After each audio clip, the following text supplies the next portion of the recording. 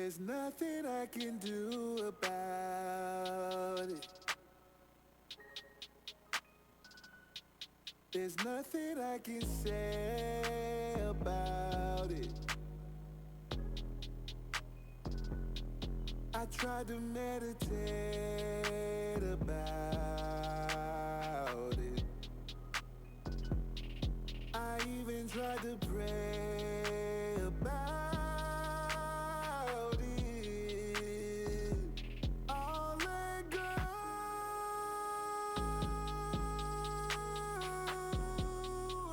before I explode. Before I explode, I'll let go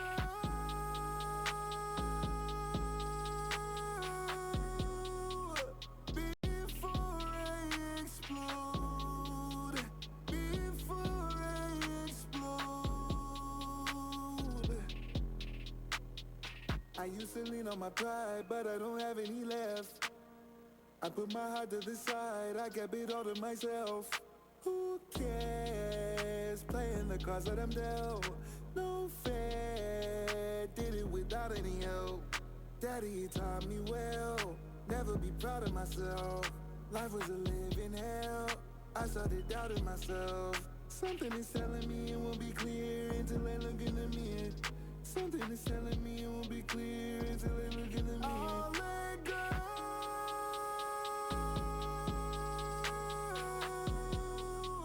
before I explode. Before I explode, I'll let go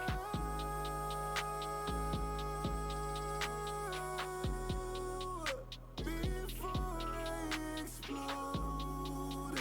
Before I explode.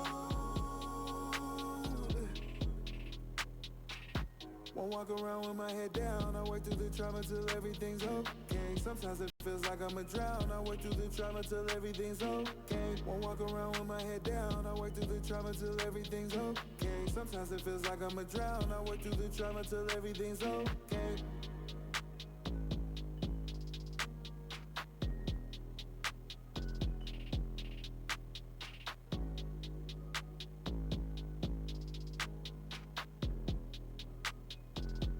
I'll let go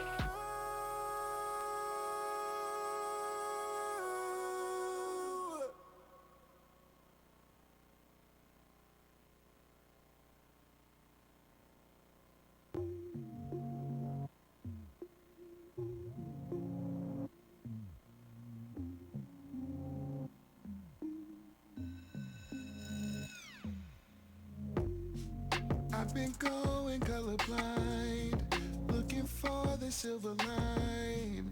Wish the stars would all align. I've been cursing at the sky, let the rain fall from my eyes. I've lived 1,000 lives. You can't have my heart, you can't hold my mind. I won't stay, I won't change. You can't have my heart, you can't hold my mind. I won't stay, I won't change. Where's the ground? I keep falling off the edge. Lost my ground, now you're heavy on my head. Yeah. So full of love, so full of pride, while I sift through all my vices, like I'm running out of time. You're scorching my mind, propane to the fire, ignite my desire.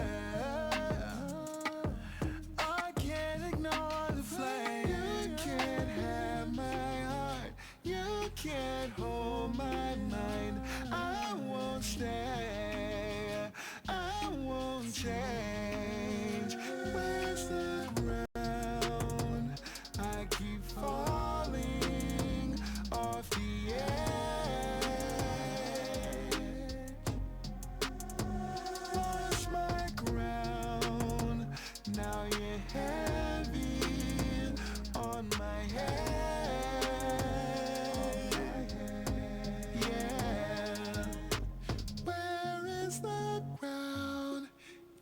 feels like I'm falling.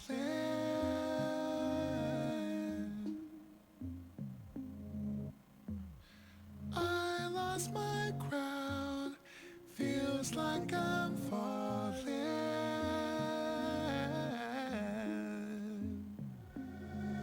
Where's the ground? I keep falling like I'm off the edge. Lost my ground. Now your hands like I'm on the edge. Yeah.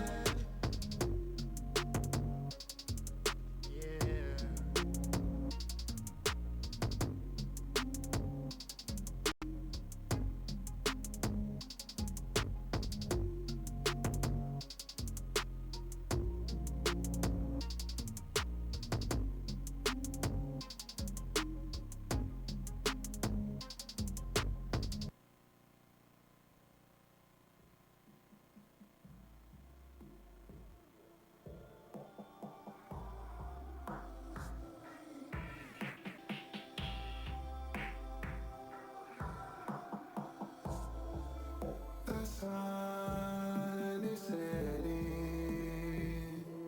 on our love.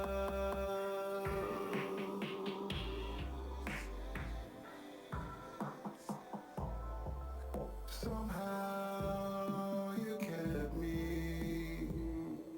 Guess I haven't cried enough.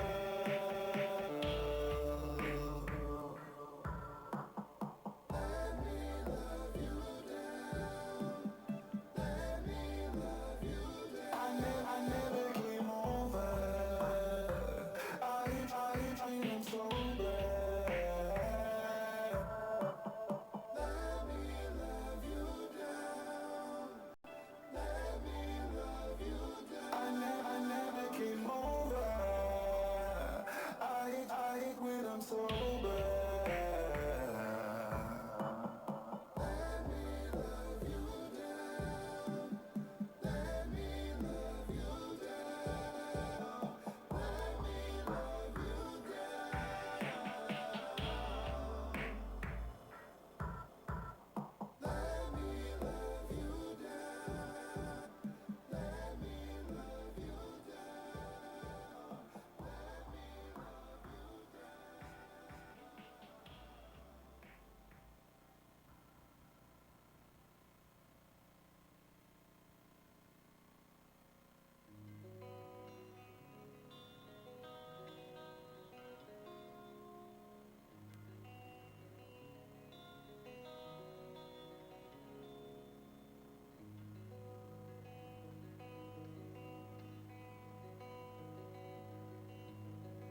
Sometimes the world moves too quickly, and I know it's not like the earth is turning slow.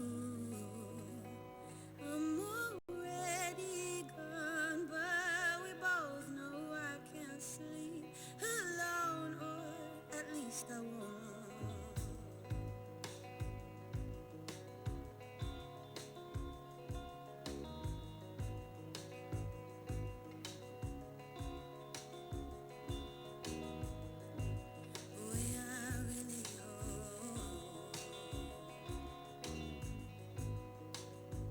Doesn't hurt me, even though I know where I'm gonna go.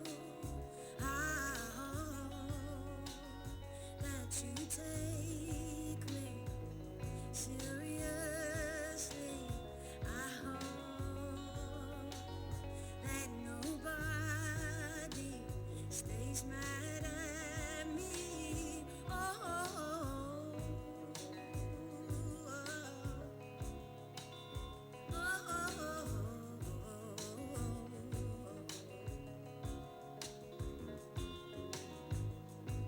which way is up in your eyes?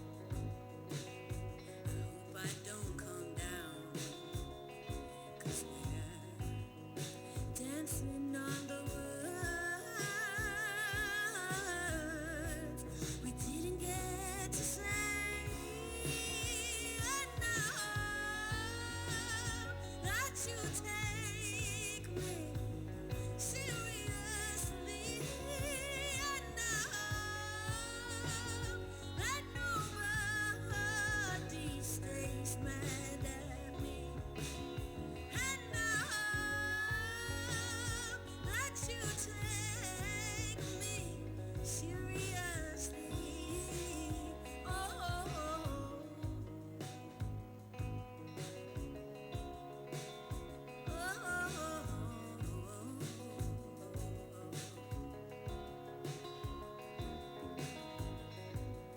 Sometimes the world moves too quickly, and I know it's not like the earth is turning slow. I'm already gone, but we both know I can't sleep alone. And I hope that you take me seriously. And I hope that nobody stays mad at me. And I hope that you take me seriously. Oh.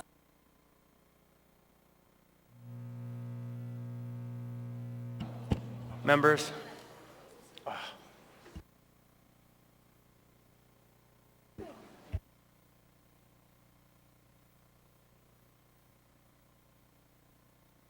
good evening, everybody. So I now call to order, we going? I now call to order this meeting of the Anchorage Assembly. Tonight is September 24th, 2024 is our regular meeting. And Madam Clerk, would you please call the roll?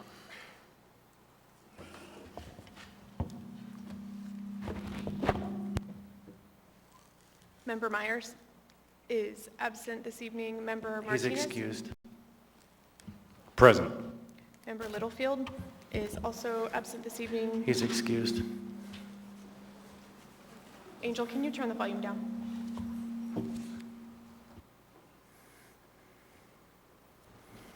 Thank you. Member Rivera? Present. Member Johnson? Here. Chair Constant? Here. Vice Chair Zalatel? Here. Member Bronga? Here. Member Volland? Happy to be here. Member Brawley? Here. Member Solt? Here. Member Perez Verdia? Here. Chair Constant, you have a quorum. Thank you. And Mr. Johnson, I'm going to ask you to lead us in the pledge, please. Yes, Mr. Chair. Pledge allegiance to the flag of the United States of America and to the republic which stands one nation under God, indivisible, with liberty and justice for all. Ms. Bronco, would you please read the land acknowledgement? Yes, Chair. A land acknowledgement is a formal statement recognizing the indigenous people of a place. It is a public gesture of appreciation for past and present indigenous stewardship of the lands that we now occupy.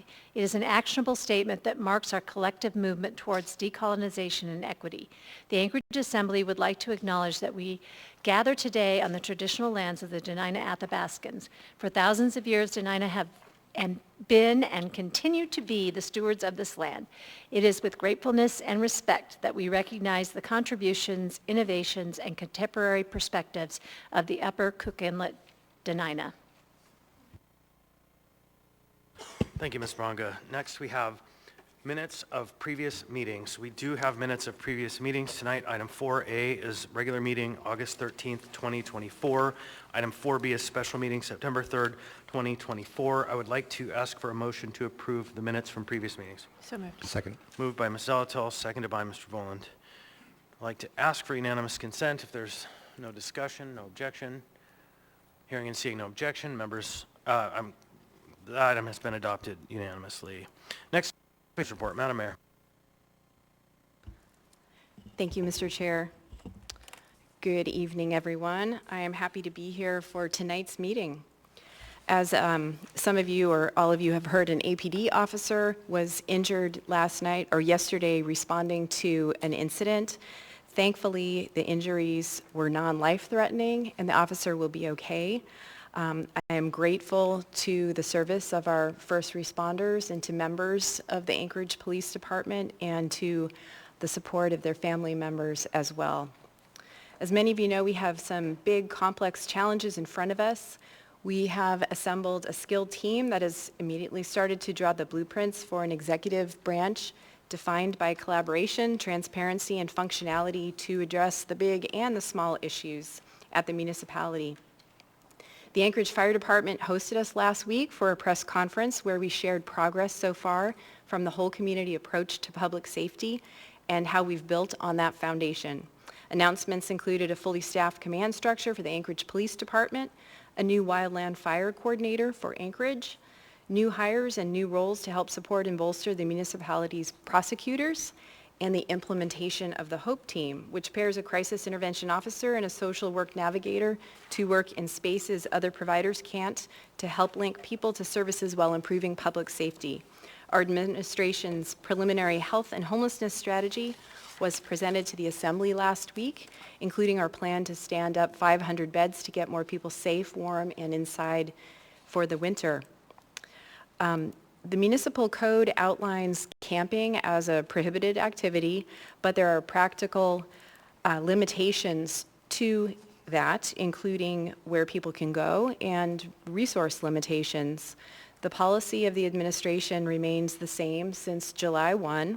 We continue to use abatement as a public safety tool when we have the resources to do so. We continue to develop our snow plowing strategy, part of which is setting realistic expectations with the public.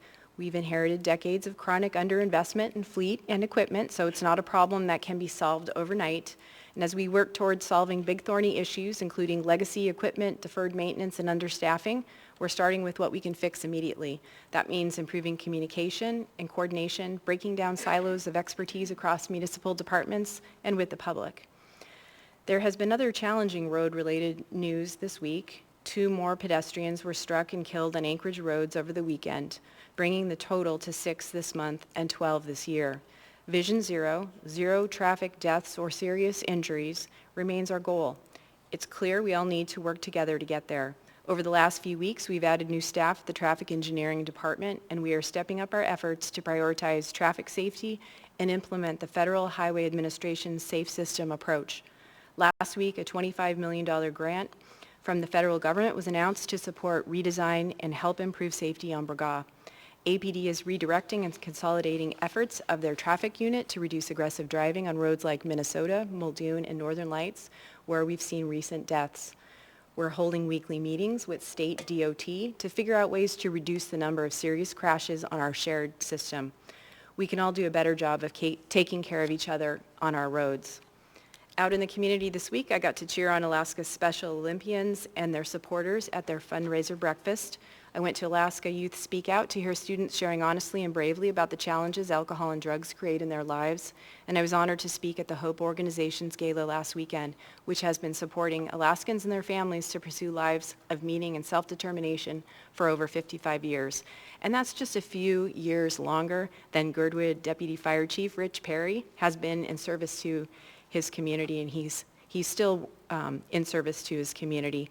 I attended his 50-year service commemoration in Girdwood this last weekend, as well as celebrating 6 new members of the Girdwood Fire Department. And at the Anchorage Fire Department last week at a ceremony to celebrate Deputy Chief Brian Parch's promotion, Deputy Chief Parch turned the tables and used his own badge ceremony to present a medal for life-saving to Chief Schragi. We also announced 3 new hires to round out the mayor's office this week. Thea Agnew-Bemban is joining at the end of September as a special assistant to tackle the interrelated issues of health, homelessness, equity, and safety. Ronnie Weddleton started as the mayor's executive assistant in early September and has immediately helped us all stay on track. And Barrett Wilbur has joined as creative director to help with communication and design. Looking forward, we are planning to deliver a budget in just 1 week. I know that Director Ona Brous and the team at OMB estimate that they will be spending more than 150 hours over the next 7 days building a budget that encompasses everything from maintaining the smallest, most basic functions of government to achieving our highest priorities. Those priorities remain safer streets and trails for all, good governance driven by trust and transparency, and the opportunity to build our future the way we want it for our kids and our community. We are here to serve the people of Anchorage and work with you to do the business of the municipality and to move our community forward. Thank you, Mr. Chair. Thank you. I do have someone in the queue. Mr. Voland. Thank you, Mr. Chair. Thank you, Mayor, for your report. You touched on the fact that camping is a prohibited activity, and I know that safe streets and trails have been a focus of your administration. I did have the opportunity to watch the recent press conference on public safety, and certainly support and applaud the HOPE team response, as well as the, I think, ambitious goal of 500 beds. And I'm glad that you are moving in that direction and making those intentions known. I do want to ask one question about that press conference, just because it echoes questions that I've been asked by constituents, and it was also something that was picked up by the media. One of the questions asked was, okay, what about those unhoused folks who, if presented with the opportunity for housing, shelter, congregate, non-congregate, they say that they don't want to avail themselves of that option? What is the long-term plan look like? I guess my question is it a goal of your administration, and I know it won't happen on an immediate timeline, but is it a goal of the administration to get us to a place where we can be more proactive about enforcing our code regarding illegal camping, beyond just periodic abatement? What might that timeline look like?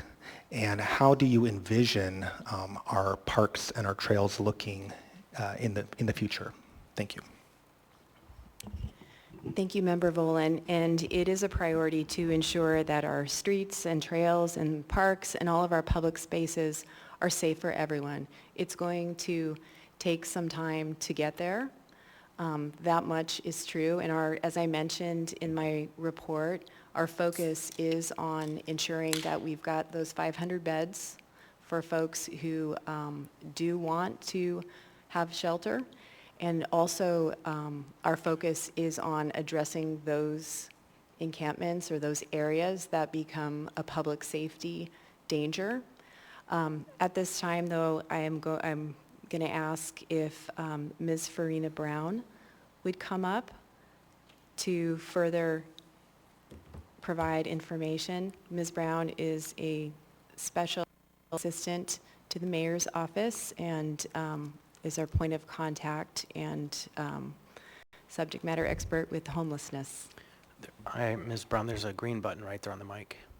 Press, it says press on it. Perfect, there you go. Thank you. Through the chair, Member Volin, I appreciate the question. And as the mayor identified, we plan to continue addressing individuals that are camping on prohibited camplands through the abatement process. We have put forward the homelessness strategy, which really gives the 100-day to the 12-month marker that allows the community to understand how and what our approach to homelessness looks like.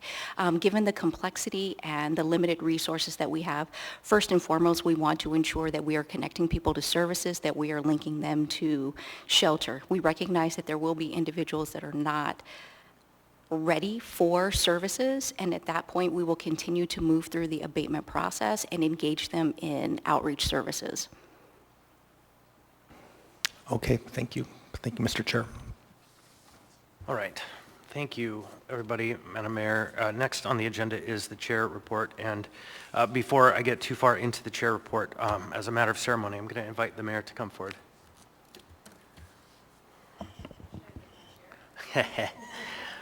You are very perceptive.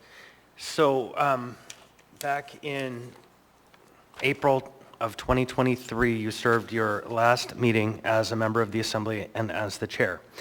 And as you left the dais, you left the body to embark on new adventures, and it's the tradition of this body, and we just didn't have a chance because it all happened so quickly, to proffer to the chair the gavel that they used when they stewarded the city's business.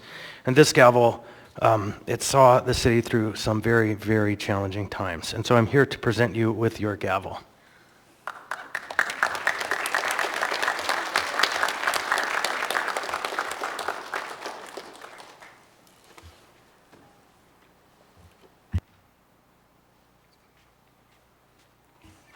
All right, so now that we've done that.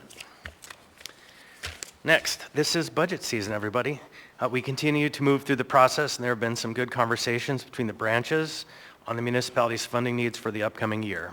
The mayor and OMB director will release their draft budget next Wednesday, October 2nd, and I'm sure I can speak for all assembly members when I say we're looking forward to diving into the details. October is effectively budget month.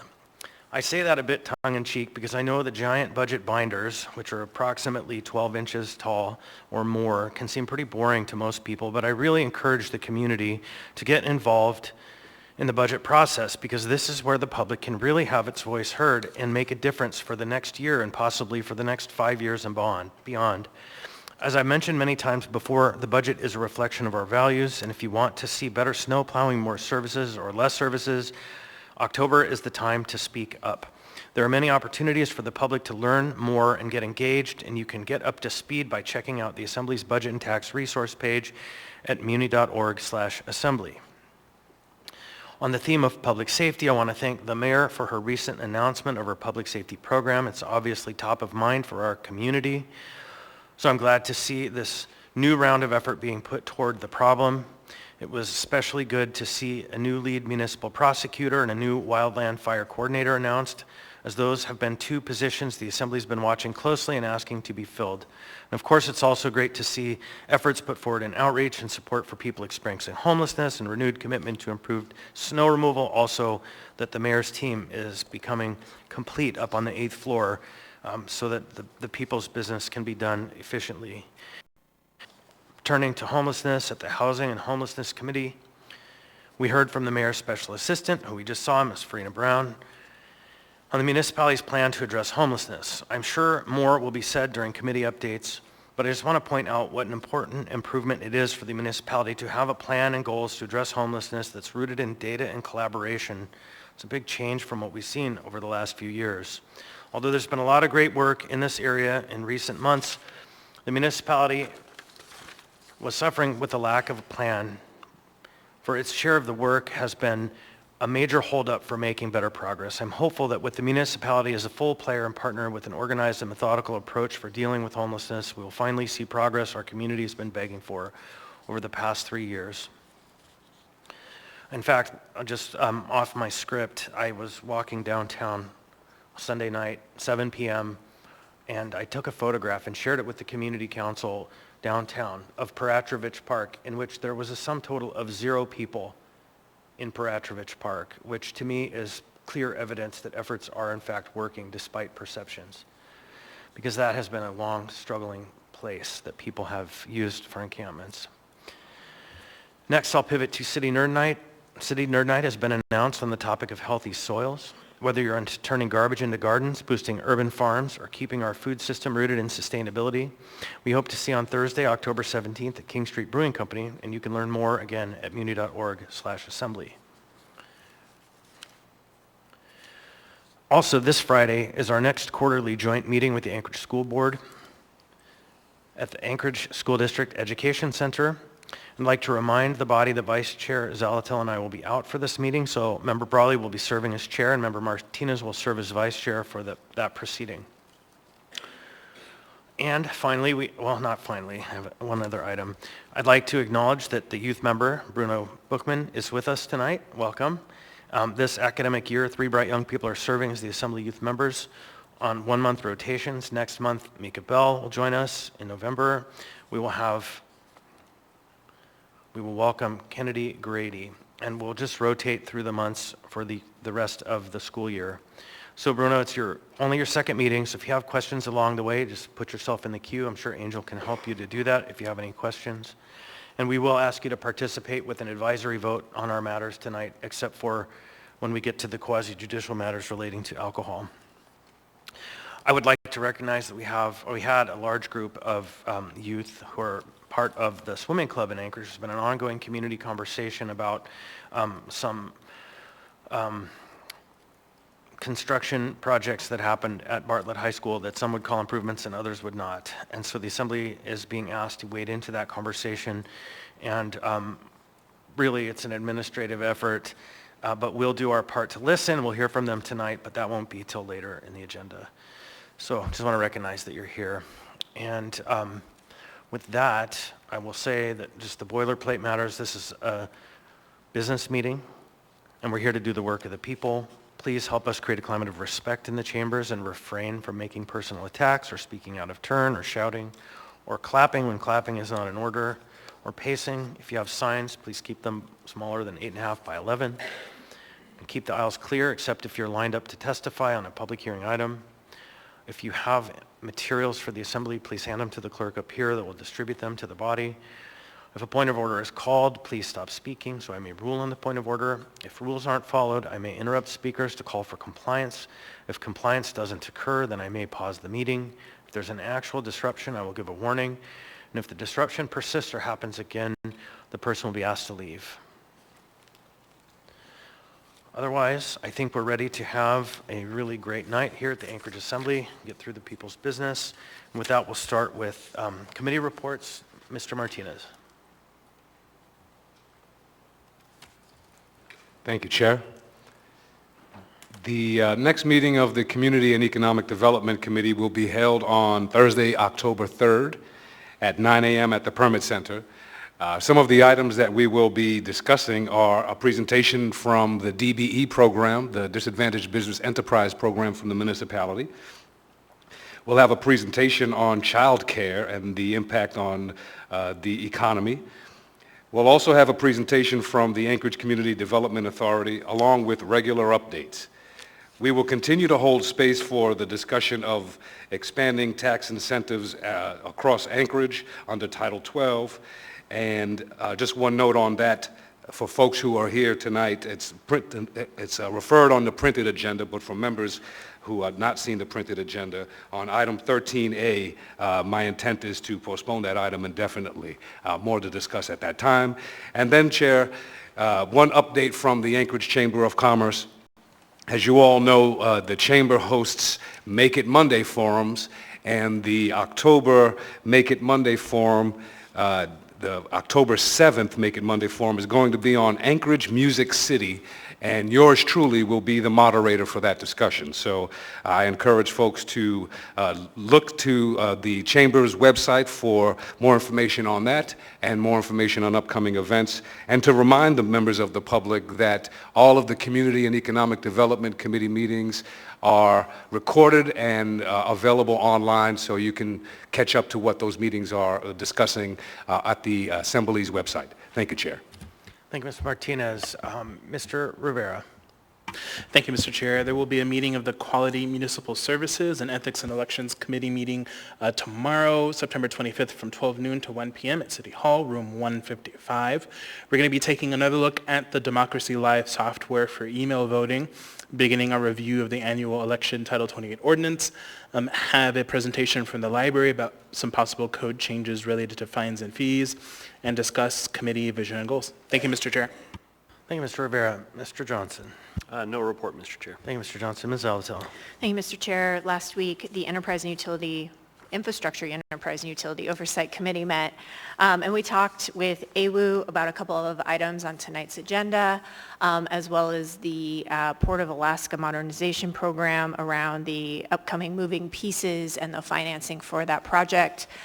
Just as a reminder, we are moving into October, where we'll have some big milestones, hopefully, to achieve on the port. So tune in and pay attention to those.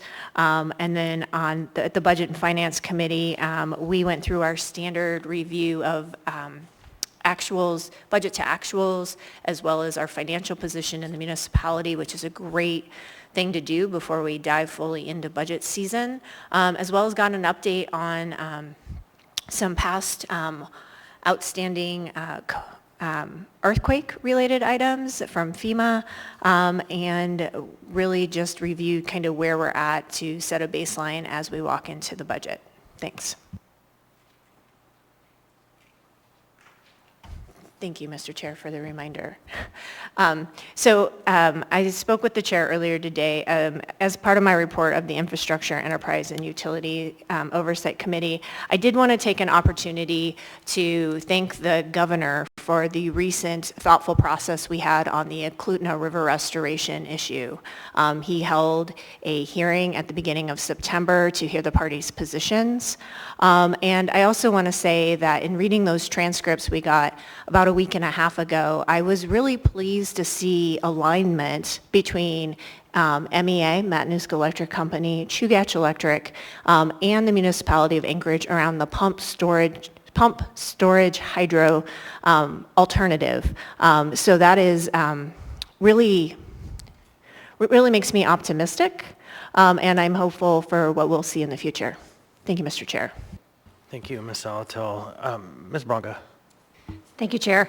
I went to the Visit Anchorage board meeting this week, and they talked a lot about the possibility of the minimum wage coming forward and what it would mean for mandatory sick leave for small businesses.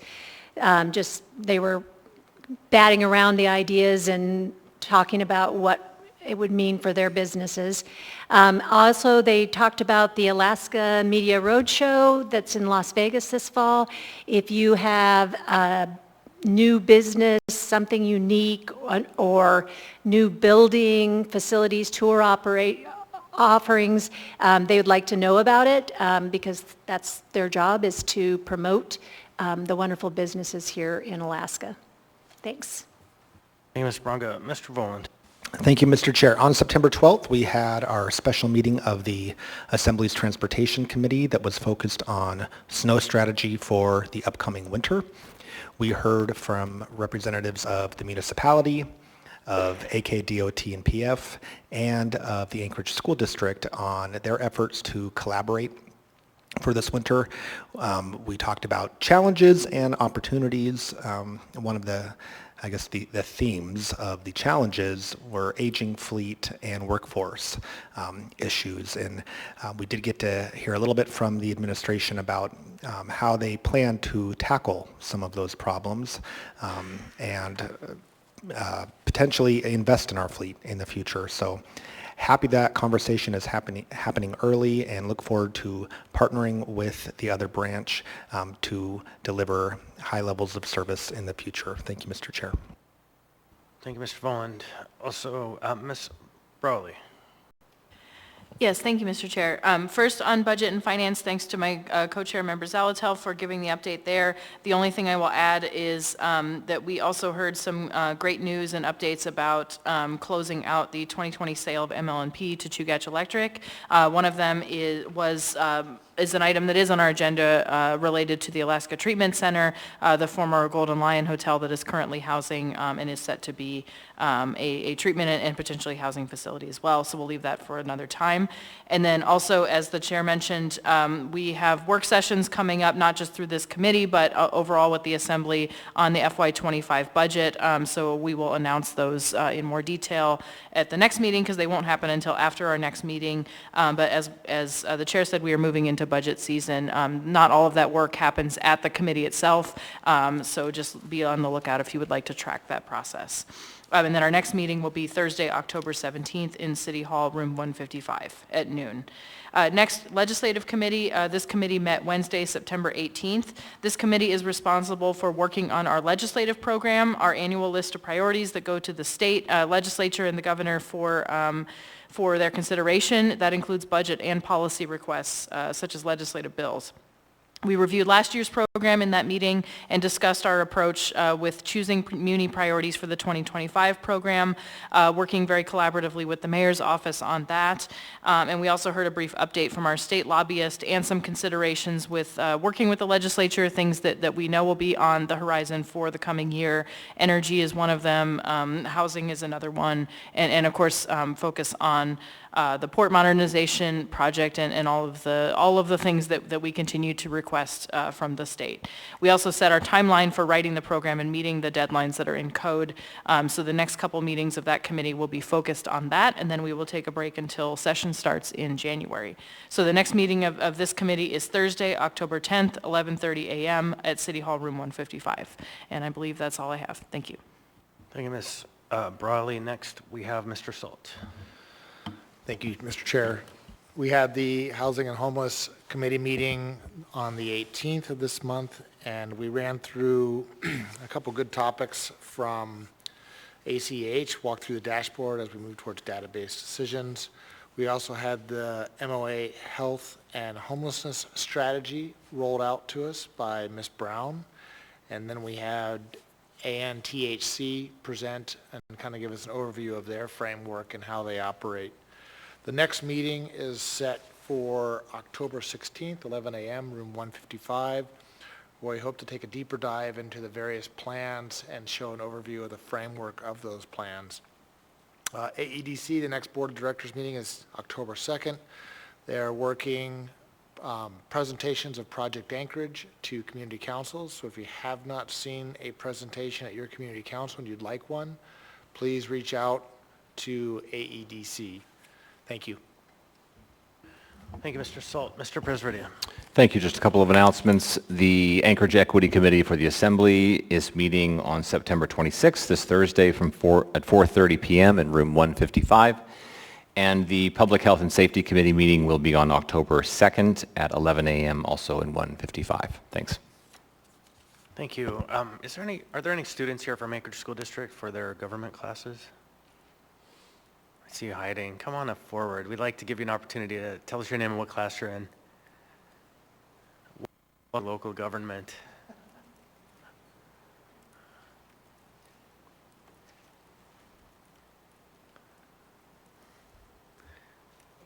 If I had to guess, I'd say you're from Chugiak, but I would love to hear where you're from, because they always send their students. You're good to go.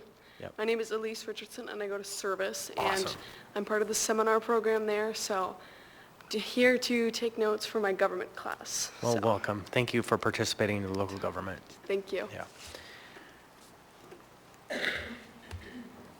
All right. So, I'm being prompted by somebody to check and see if we have UAA government students here. Anyone? Nope. Okay. You don't have to volunteer. Very good. Thank you, everybody. That concludes our reports. Next, we'll move on to the addendum to the agenda. So the addendum to the agenda, before we get to that, we'll address the late on the table items, which incorporates any late on the table items. Excuse me, we have 3 late on the table items tonight. One that is new and requires a vote, one that is strictly supplemental, and this new class, which is kind of quasi-supplemental, the information memorandum relating to administration answers to assembly questions. So we'll start there. It's 10F8, administration's answers to assembly questions, AM unnumbered. Next, we have also supplemental, which 10D2A, Assembly Memorandum Number AM 720-2024A, recommendation of award of non-encumbering contracts to multiple contractors to provide various professional services related to architectural, engineering, and land services on an as-needed basis, on an as-required basis for the municipality of Anchorage, not to exceed $10 million. And then finally, we have item 10B2, which is a new item, Resolution AR 2024 unnumbered, a resolution of the Anchorage Assembly calling on the municipality of Anchorage and the state of Alaska to take action in response to a record-breaking number of pedestrian deaths and collisions with vehicles and declaring October Pedestrian Safety Month. So is there a motion to lay that item on the table? So moved. Second. Moved by Ms. Zalatel, seconded by Mr. Voland. Ms. Zalatel. Thank you. The justification for laying this on the table is I wanted to wait until I had an opportunity to ask DOT some questions at the AMAT's Policy Committee meeting on last Thursday, which was after the addendum deadline. And in doing so, we were also able to capture, unfortunately, the data about the 2 most recent deaths. Thank you.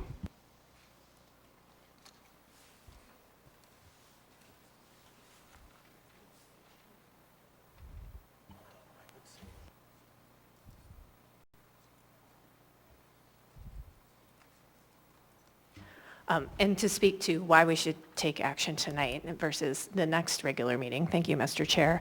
2 points. One, it calls on declaring Anchorage Pedestrian Safety Month, so action before the next. And frankly, we've had a rash of 6 pedestrian deaths this month, so I don't know that we should wait. Thanks.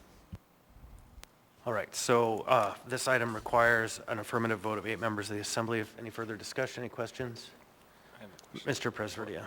I'm sorry, I want to make sure are we on the resolution? Is that? Yes, I do have a question. I just want to be really clear. In the title it says it says to take action in response to a record-breaking number of, and then in the first whereas it says we're on track to be a record. So we're not. I know this sounds petty, but I'm confused about whether we've broken the record or we're on track to have the record. And then also I'm also questioning on the second whereas. It doesn't give any information about these deaths. It just says 11 deaths statewide and 13 in 2022 of this type, I'm assuming.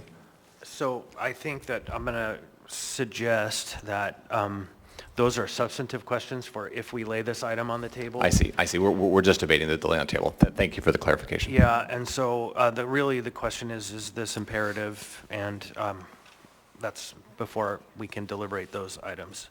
So any further questions? Seeing and hearing none, members may proceed to vote.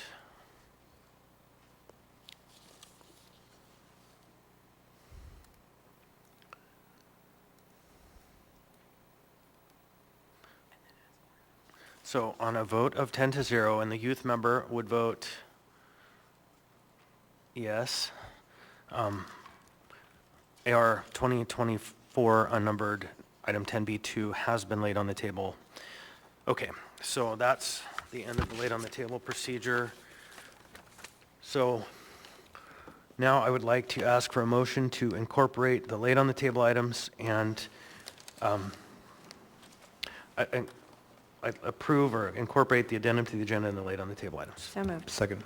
Moved by Ms. Salatel, seconded by Mr. Volland. I'd like to ask unanimous consent. Is there any objection? Seeing and hearing none, the addendum to the agenda and the laid on the table items have been incorporated. All right, thank you. Next we do not have any appearance requests that are scheduled, so we will move on to the consent agenda. So the consent agenda items are numbered 10A through 10F and are typically routine and sometimes non-controversial items such as bid awards, new business, information reports, and ordinances and resolutions for introduction. The items on the consent agenda may be introduced, approved, or accepted by the Assembly by a single vote on a motion to approve the consent agenda. Prior to approval, items may be pulled by any Assembly member for discussion and separate vote on any of these items. Under the Assembly Rules of Procedure, all ordinances and some resolutions will have an opportunity for public hearing at a future date. Okay, so I'll go down the dice. Mr. President. No items, thank you. Thank you. Mr. Salt. No items, thank you. Thank you. Ms. Brawley. No items, thanks. Thank you. Mr. Volland. No items. Thank you. Ms. Bronga. No items. Thank you. Ms. Zalatel. Well, I guess I'm going to pull 10B1, the laid on the table resolution, or 10B2. I'm also going to pull 10B1. I'm going to 10 Delta 2, 10 Delta 3, and I believe that's it. So I have 10B1 and 2, 10D 2 and 3. Ms. Zalatel. Thank you. Mr. Johnson. No items. Thank you, Mr. Johnson. Mr. Rivera. Thank you, Mr. Chair. No items. Thank you, Mr. Rivera. Mr. Martinez. Thank you, Chair. No items. Thank you. All right, we're going to move on. 10B1. Item 10. Oh, wait, I have to.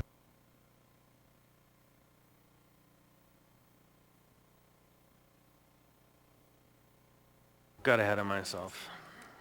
Clerk always keeps me on track.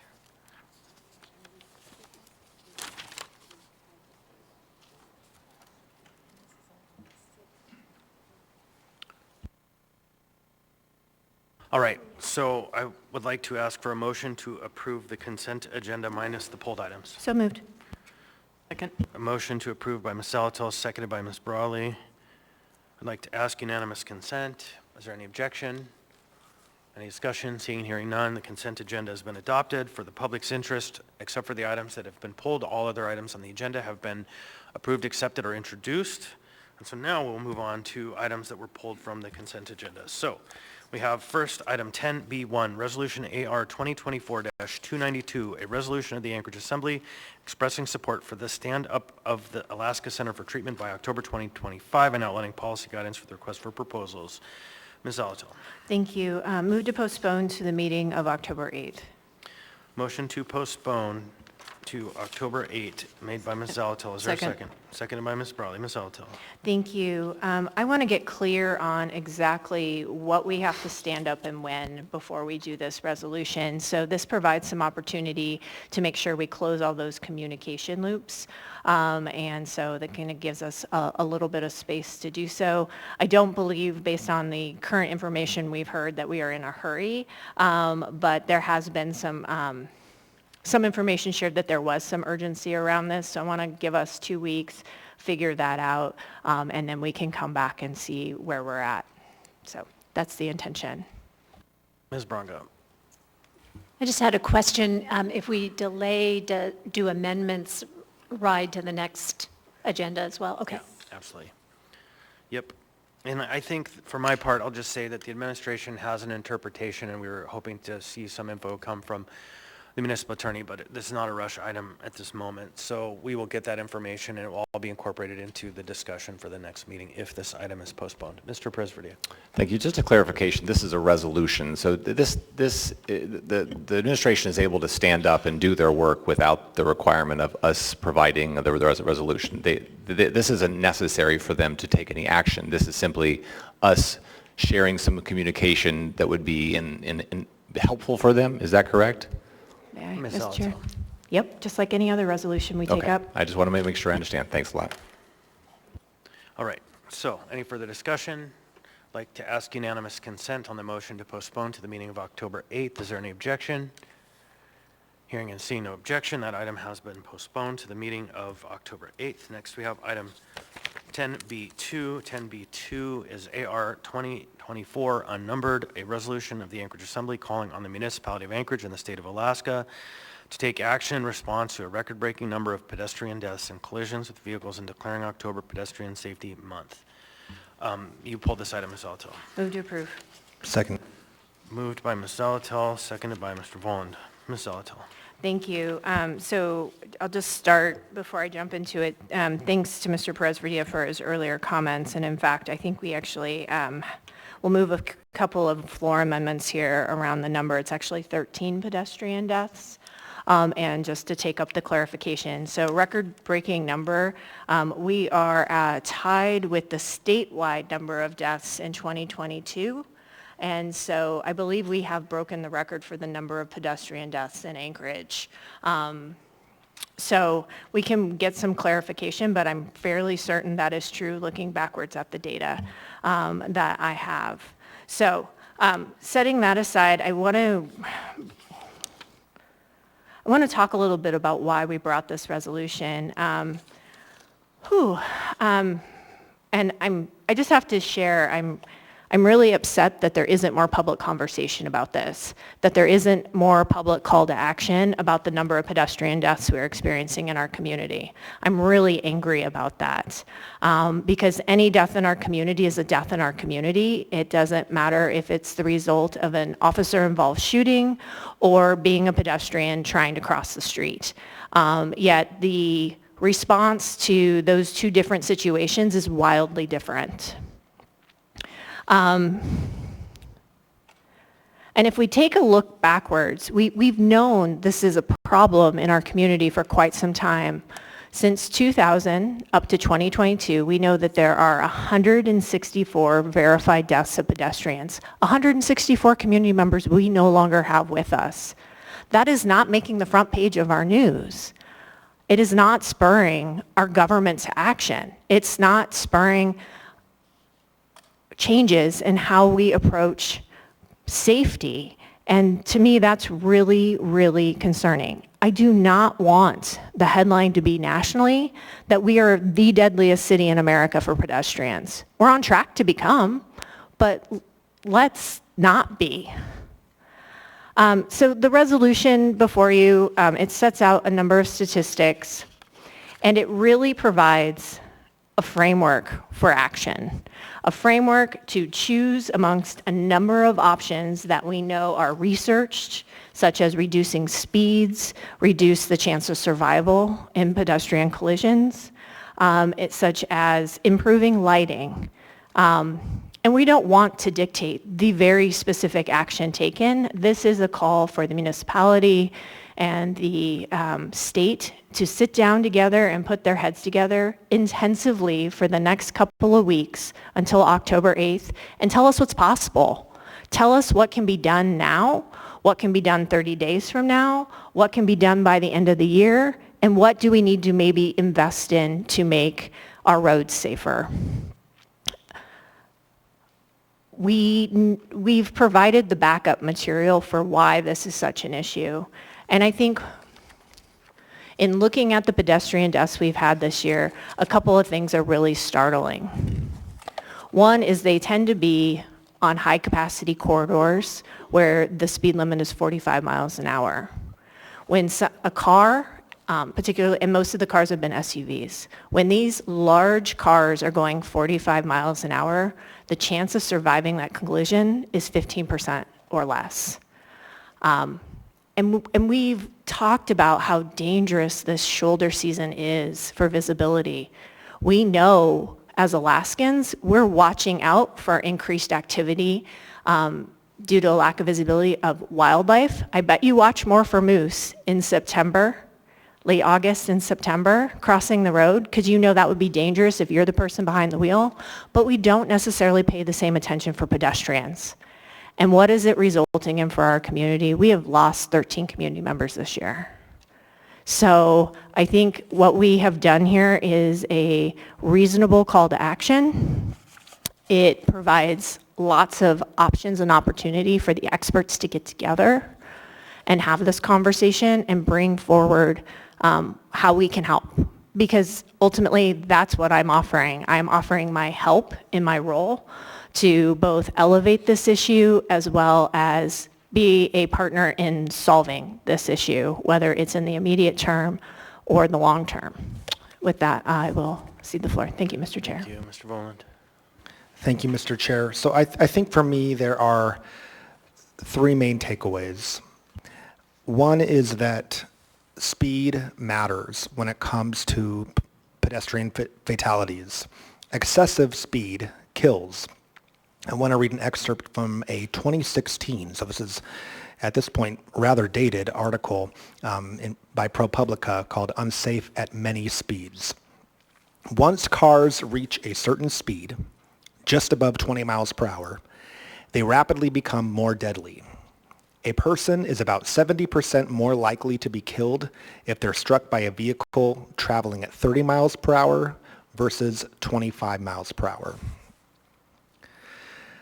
A second takeaway, I think, is that everyone deserves to be safe on our streets. So vehicle drivers, pedestrians, cyclists, wheelchair users.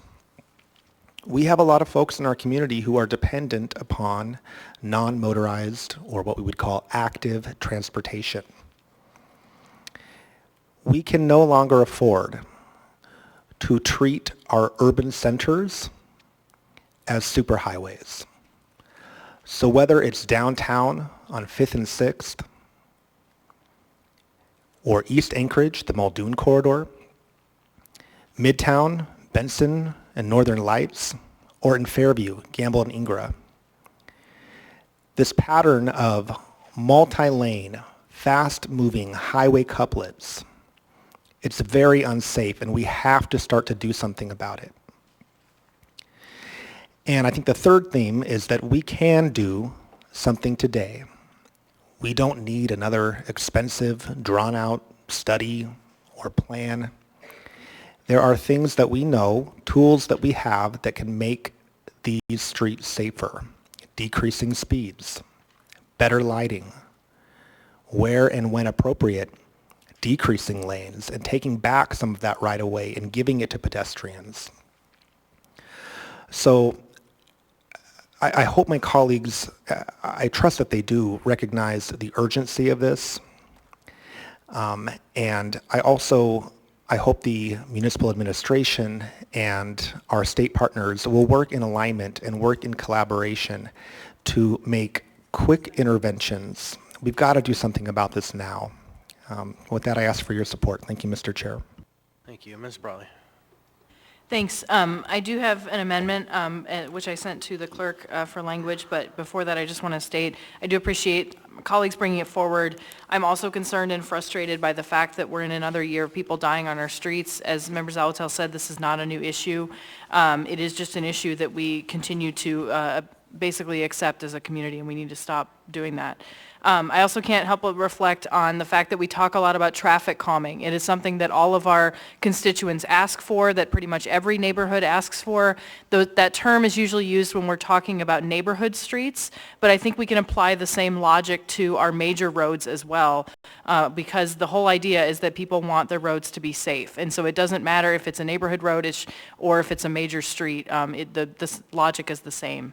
And, you know, we also have built most of our major roads, many of which Member Vollen listed off, in ways that other places would look like county highways. If you're familiar with other cities, county highways are the way that most of our roads are built, the major roads that we use every day. And so we should be treating them less like highways and less like regular streets. In terms of the amendment, I don't think we had time to draft it up, so I'm going to read out the text that I sent to the clerk. And also to say, well, I'll first move Brawley Amendment 1. Second. Yeah, Oh, a sorry. motion to amend by Ms. Brawley, seconded by Mr. Voland. Yeah, sorry, and I will read out the specific language. I provided it to the clerk. I don't believe we have a paper copy. It would be adding a new section C, page 4, line 37, inserting there. It would read, prioritizing short and long-term changes to road design and operations that will encourage drivers to reduce speed and use the road safely, comma, including changes to traffic signal timing, comma, quote, road diet, unquote, strategies such as narrowing and removing travel lanes, comma, and other design interventions that increase safety for all users. And relettering the remainder of the paragraphs. So there is a motion to amend. It's up on the board. Can we scroll that up slightly so members can see all the language? I don't think so. No? Okay. Oh, yeah, there it is. Okay, thanks, Mr. Rivera. On the amendment, I have folks in the queue. On the amendment, Ms. Branca? On the amendment, Mr. Rivera? No, thank you. On the amendment, Mr. Salt? No. On the amendment, Mr. Zalatom? Yeah. All right. Thank you, Mr. Chair. So I appreciate the amendment. I agree all those things need to happen, but I don't think they're going to happen by October 8th. And so that list of A, B, and C are all specifically tied back to things to consider by October 8th. I agree they're larger interventions, but that's why they weren't included in the original resolution. So I guess I would like some clarity about how those would be put into the mix for a 2-week turnaround, because a lot of those are design issues, or there needs to be specific authority to shut down lanes of traffic to suddenly create a road diet without going through a full process. Thanks.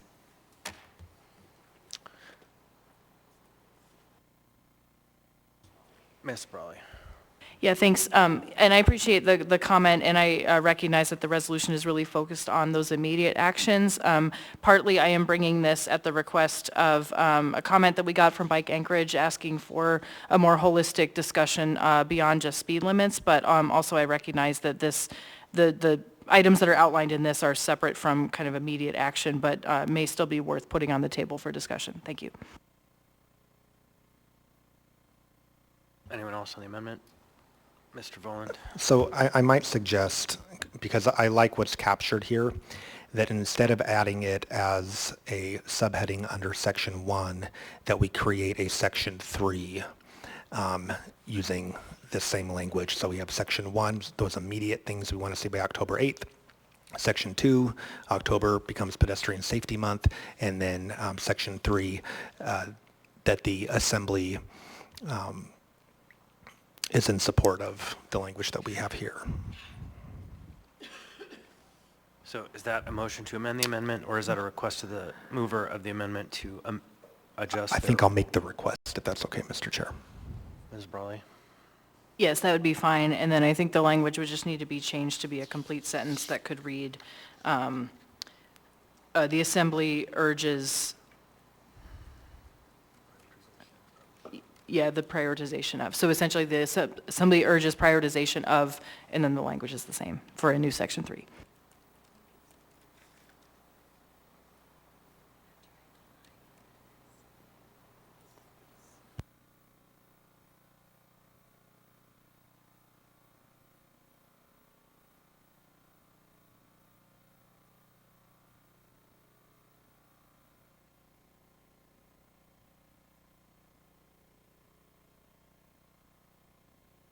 All right, now we have the amendment before us. It's not quite corrected up on the board, but it is before you, the new Section 3.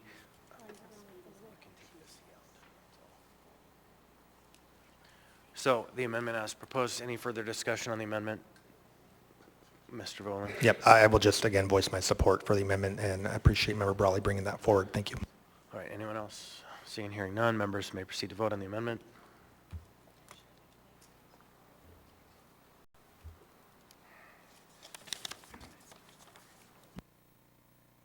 On a vote of 10-0 and the youth member votes yes, the amendment has passed. Now we have the main motion as amended back before us. We have a long queue. Ms. Braga. Thank you, Chair. I'm sorry, I'm very distracted here. So I was so excited that this was coming forward in light of the heartbreaking accidents that had happened, and knowing that many of these roads that, many of the roads in District 5 are ones that are definitely deadly by design. They are not friendly at all in pedestrian and bike use. Crosswalks are too far between. I got a few messages from people who said, well, why don't, this is all your fault. Why don't you go back to citing people for not using a crosswalk? And if you look at Tudor Road, Muldoon, Northern Lights, DeBar, it's a half mile in some cases to get to a crosswalk, and you're expecting someone to do that extra half mile and then come back to where they want to be. It's not realistic. So I'm excited to be part of this resolution, which just puts light of the seriousness of the issue. And I was hoping, I have seen in the past, we always have drivers that do not comply and are not following the rules of the road, but I've seen the most dramatic instances of this in the last year. I cannot take a trip from Northeast Anchorage to downtown without watching someone do an egregious act of red light running or speeding. It is commonplace, and so I am hoping to bring forward another amendment, if I get a second. Braga Amendment 1, thank you. So there's a motion to amend by Ms. Braga, seconded by Mr. Volland. Go ahead, Ms. Braga. And this would add a D on line 39 of the original resolution that says that, can I get a lifeline from Member Zolotel? What I had is increasing enforcement of traffic violations along identified corridors and pedestrian use of due care when using the roadway. And Mr. Gates said that pedestrian rights and duties, AMC 920. And the reason I threw that in there is I do not in any way want to punish a pedestrian who is not using a crosswalk because it is so ridiculous for them to. But if they are in the road in an unsafe manner, which is a danger to themselves and others, I would like to see that they were cited. But Member Zolotel suggested that I also, since I am talking about AMC Chapter 920, that I should also add the section in code that refers to red light running, speeding, and if I could get a little help with what you were thinking about. So the amendment to the amendment, or if the mover will take it, would say, and 9.16 rules of the road, in the parenthesis. I would like that.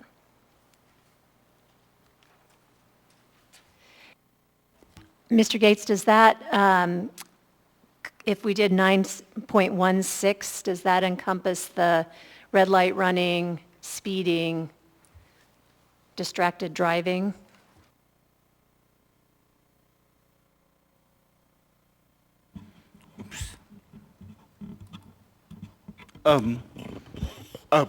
Excuse me, did you say adding 9.16, chapter 9.16 of the code? Could I get clarification? Yes, that's what I was wondering, if we do chapter 9.16, if we spell that out, is that, does that encompass the red light running, speeding, and distracted driving?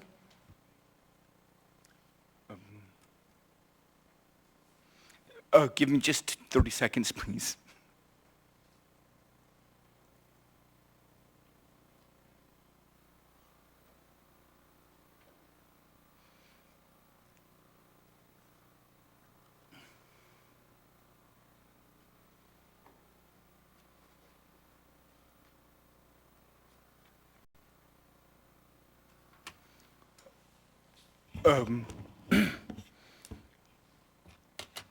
So if I may, the first part of this amendment, it says enforcement of traffic violations, is very broad, and that would include all of our traffic code Title IX.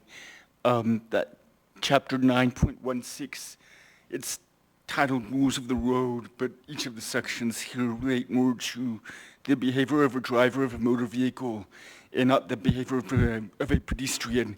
And so you were, I think, Mrs. Braga, specifically trying to call out a pedestrian's obedience to traffic control signals, and that's specifically addressed in section 9:2010.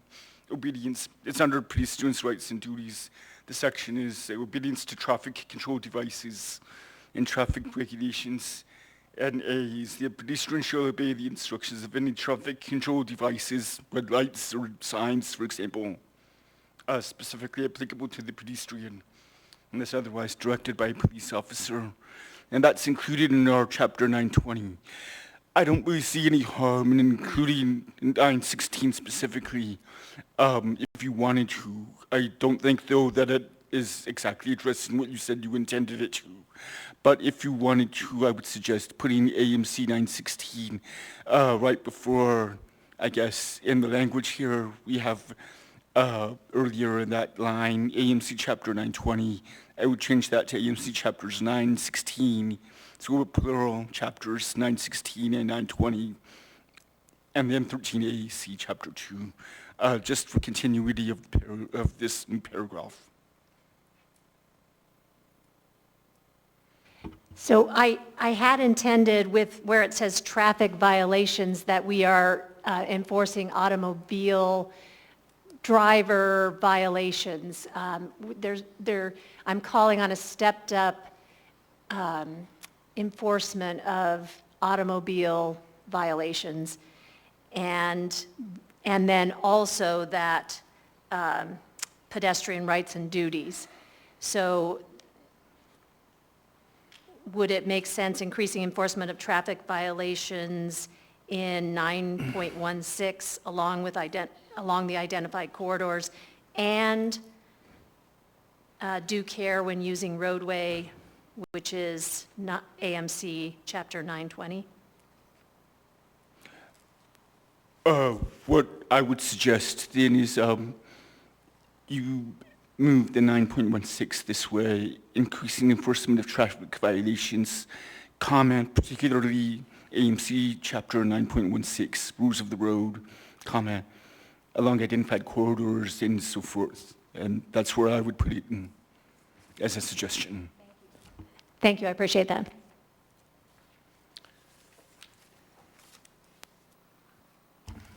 So can I amend the amendment? Do I need a second for that? You don't need to. I think she's captured it up Okay. there.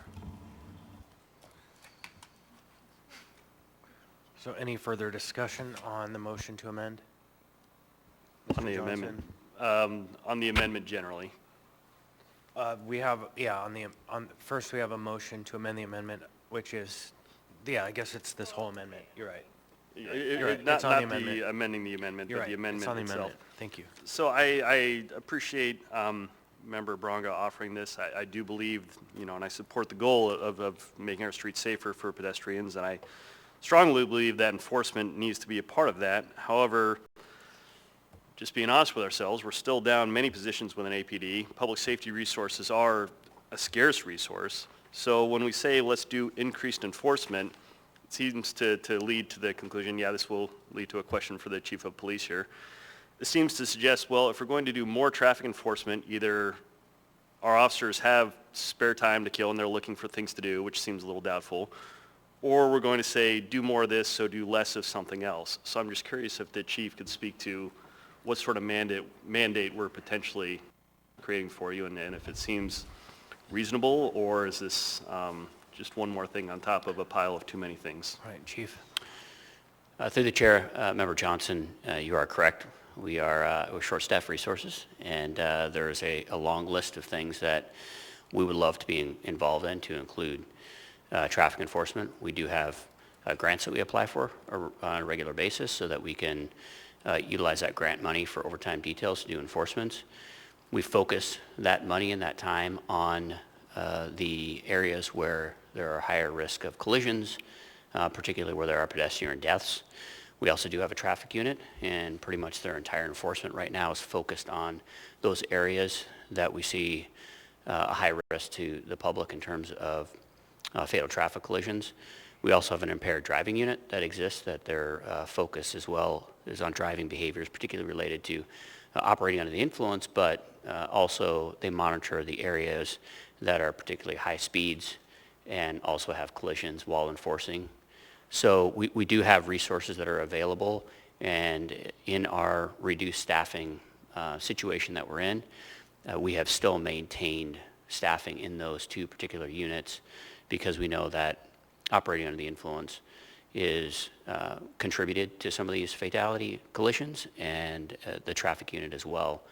We maintain staffing there because, again, this is, I think, as many of the members have indicated, is a pretty high priority for us right now. So we've kind of kept a carve out with employees to enforce these types of things. So I guess personally I feel a little conflicted in this amendment because it sounds like the things we want to see happen are already being done to the extent that they can be done. At the same time, I appreciate that we're making enforcement, recognizing the role it plays in pedestrian safety on our roads. So I guess I'm going to chew on this. My inclination is to support it just because, again, I want us to see us have this be a part of the conversation, but I also want to at least say here to you that I am confident that, with the staffing you have and with the goals that we have outlined to you that APD is already doing, I think as much as could reasonably be expected. So I would not hopefully perceive this as some sort of indication of a shortcoming in the department's efforts. All right. All right, Ms. Brawley. Thanks. I do support this amendment. I appreciate that it speaks to both pedestrians and drivers. I do want to briefly address some comments that we have gotten basically asking for us to reinstate penalties for folks crossing outside of a crosswalk. And I appreciate, Member Bronga, you pointed out why that is not always practical. But it is also important to understand we changed that law. Myself, Holland, and Bronga were the sponsors. We changed it last year as part of the vulnerable road users ordinance. And the reality is that those penalties had been in our code for a long time, and people have been dying on our streets for a long time. And if we put those things back in code, those penalties, as was just stated, there's only limited enforcement capacity, and it would do pretty much nothing to actually address this issue because that is not the problem. That said, people should not be behaving recklessly on our sidewalks or our roads, but it is vehicles, the weight of a vehicle kills somebody. It is not somebody simply walking into the road on their own. So I do support this. To the point of enforcement, I think maybe we are doing as much as we can, and I appreciate that that is a priority. Clearly, the public does not believe that that is a priority because they are behaving the way they are. And like Member Bronga, I can regularly count people who run red lights, who are speeding through intersections, who are changing lanes without regard to the person next to them, and a host of other behaviors. We're not unique in that sense, but I think Alaskans or Anchorage folks are not really good drivers, and we need to remind folks that they need to be driving better. And that's myself included. I definitely speed more than I should on our roads, and I need to stop doing that, and I hope others do as well. Thank you. All right, anyone else on the amendment? Mr. Voland. Thank you, Mr. Chair. So I think I also have a question for Chief Case. And I guess sort of along a similar thread, and I think this is where we have our lane, no pun intended, as policymakers, and then the administration, and working with APD, you all have your lane. Ours is policy and appropriations. Yours is implementation and enforcement. And certainly, I think that the Assembly supports your efforts to staff up and to have more capacity. We want to make that happen. I guess a question that I have is, do you have a window into trends of traffic enforcement? If we compare this year to last year, have there been about the same, more, less citations for speeding or other traffic violations? If we look back over the last 5 years, are we seeing an increasing trend of traffic enforcement, stagnant, or a decreasing? Through the chair, Member Voland, we're generally seeing about a consistent enforcement level. And I can get that specific data for the body so you can take a look at those numbers and be sure about it. I think the trend that we're seeing outside of the enforcement is definitely these hours of darkness where there's no snow is really playing a pretty significant impact. I think we only have 2 of the fatal collisions with pedestrians right now that are not during hours of the dusk or darkness during this time of year, and then on the other end, March, February timeframe. So that is a pretty significant factor with this. We are looking at all the data, and I think, as it's very clear, this is a subject that we're all concerned about. As Member Zolotal mentioned, any death in the community is something that we should care about. And so I think doing a little bit more of a deep dive, which we've already started with those numbers, so that maybe that the police department could give some more concrete recommendations would probably be helpful. Great, thank you. Yeah, I totally agree. That would be helpful, and I look forward to seeing some of that come forward. Thank you for that, Chief Case. So, speaking to the amendment, I do support it. Because I think it calls on the administration working with APD to figure it out. Here, I feel like we're making a policy, maybe not a directive, but a request to the administration. And if part of that is staffing up as quickly as possible, along with other efforts, so be it. So I can support it for that reason. And then I do want to briefly touch on the pedestrian use of due care. And sort of echoing what Member Brawley touched on, we have been getting some emails about, well, people should be crossing in the crosswalk. They should be exercising their pedestrian use of due care. And I agree, and if you are a pedestrian and you're listening to my voice now, please use the crosswalk. That being said, I'm very concerned that the design of our streets, as I mentioned in my prior comments, does not support pedestrians or other active transportation non-motorized users. Again, treating our streets like they are a superhighway. And as has been mentioned, having to walk a half mile, between crosswalks. Folks, that's a lot to ask folks to do. And so if we're not creating opportunities for folks to safely cross, then I think part of the onus falls on us. And when I say us, I mean the administration, whoever that current administration is, whoever the current leadership at DOT is, whoever our traffic engineers are, whoever the folks are who are designing our streets. We have to design with pedestrians in mind. And I want to briefly speak to sort of one of the origins of this conversation was a discussion about highway safety improvement program funds. And I want to use an example because I think that there are safety interventions that will continue the pattern of streets as highways versus safety interventions that support all users. And I know we've talked about this a lot, but I think a recent example is the wall on Minnesota. If you look at Minnesota and Northern Lights in our 2040 land use plan, it is designated as a town center. What does that mean? That means that surrounding land use of that intersection is supposed to be walkable, shoppable, have retail, mixed use, proximal to residential. And so the street context does not line up with the land use. But the safety intervention that was done, because it was recognized, okay, we're having injuries here, this fast-moving road is not safe. Instead of being a safety intervention like slowing speeds, better lighting, let's add a crosswalk, between Benson and Spenard on that half mile.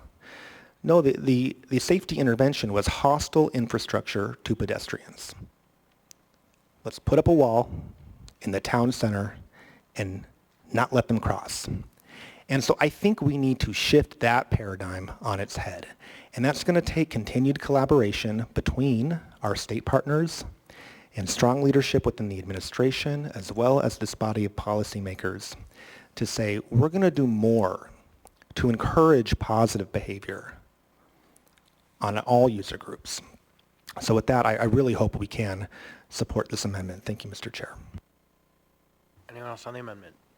On the amendment. All right, Mr. Presverdia. Yeah, I need to speak to the amendment because I just have to say a few things about specifically the amendment that I support everything that has been said about the need for us to address this, and I share all of the concerns about our roadways and how dangerous they are, and all of the work that needs to be done to correct that. So I am fully on board. My issue is that the way that we do that as an assembly is we lay out all of our concerns and all of the information, which is when all the whereases, which is great. All of this information is really helpful for the public and for the administration to really articulate all the things we're concerned about and areas that probably need to be addressed.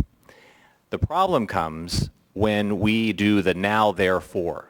That's where my problem is, because the now therefore, from my perspective, should simply say, we're concerned about this, come back with a plan for how to address it. And rather than, this is a concern of ours, come up with a plan, and here are specifically the things that you need to do in that plan, and here's how to do it, and here are some things you need to make sure to do. That's not our role. I don't believe it's our role. So, and I agree. I understand that there are members on this body that don't agree with that, and I'm okay with that. I'm okay that we approach these things in different ways. But I'm not going to support this because I would prefer that we bring the resolution forward simply saying, here's our concern, come back immediately with a plan, and go to the experts, go to the folks that work in these areas, go to the folks that do this research, and come back to us with a thoughtful plan and a budget for how to address this, and let them do their job, which is address the needs. For us, it's about setting a policy and setting a direction. So I'm unfortunately not going to support the amendment, and we would prefer that the resolution go forward simply with Section 1 and just the first paragraph, Section 2, just the first paragraph. Thank you. Anyone else on the amendment? Yeah, me. Ms. Thank you. I'm going to respond to what Mr. Perez-Verdia just said, because I really want to be clear. I've heard this concern before, and the resolution and everything says may include. It's not prescriptive. It's ideas. And I think we are fully equipped with bringing forward ideas. Two co-sponsors of this resolution sit on the policy committee of AMATs and are expected to deep dive and become experts in this area, technical experts, in order to vote. So I'm a little bit dismayed that it's just, hey, would you please go do something, when we are completely able to have ideas, do research. If you're good with all the whereases, why can't we rely on the whereases to give suggestions? Yep, and this language says calls upon and may include. None of it is prescriptive. Increasing Okay, enforcement hold on, of traffic. hold So, on, It's hold I'm on. not- not may. Hold on, guys. Finished. Go ahead, Ms. Alatal. So it is all modified by may include, such actions may include but are not limited to these ideas. Just think of them as ideas. They are just things we're throwing out on the whiteboard that have come to light based on all of that research we did to create those whereas clauses.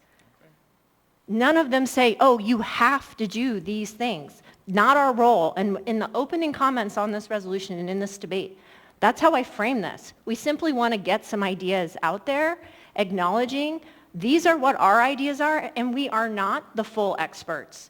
But we are also asking for a tight turnaround, and we know nationally what's being done to address these things. We know at the statewide level what has been done to address some of this, and we know what's partially in works that could possibly be accelerated. So I support the idea of the amendment and everything in this resolution as ideas put on the table, just like we would want to hear ideas put on the table around officer-involved shootings where people are dying. All right, on the amendment. Mr. Chair, I have to Mr. respond President. that we had our police chief just step forward and speak to this language. Increasing enforcement of traffic violations is a directive for how we are going to address this. There is no language in here. It says increasing enforcement of traffic violations along identified corridors and of pedestrian use. And so by speaking, this is our intent, that's one thing, but the language in the amendment is not saying, hey, one idea you might consider is this. And so I understand that the intent is to throw out ideas, and I think that's great. I think all of the ideas are already laid out really well in the whereases. So it's a difference in an approach, but I understand the intent, and I think we've voiced the intent clearly on the record. But again, I do continue to prefer that we voice our intentions in terms of why and what in the whereases, and let them come back with the plan. All right, anyone else on the amendment? Mr. Volland. Thank you. I know it's my second time, but I also feel like I have to respond. So what the amendment does, just to be clear, it adds a new paragraph D to section 1. If you look at page 4, line 25, section 1, it lays out such actions of the municipality of Anchorage and the state of Alaska may include but are not limited to. So this would be added to the menu of options to be explored. And we want that report of those specific actions back to the Assembly no later than the next regular Assembly meeting on October 8th. So essentially, we're putting forward our ideas. We want to see what the municipality, working in tandem with the state of Alaska, what they're going to bring back. So I think that it does sort of lay it out as not something that is overly directive, in my view. Going beyond that, though, I do want, I hear Member Zolotel's frustration. As someone who also sits on the AMAT's policy committee, I'm increasingly bothered by this subtext of listen to the experts. That is something that I think is being, not in this discussion, but I think has been used in discussions, frankly, on the policy committee to sort of undermine the Assembly members who sit on that committee.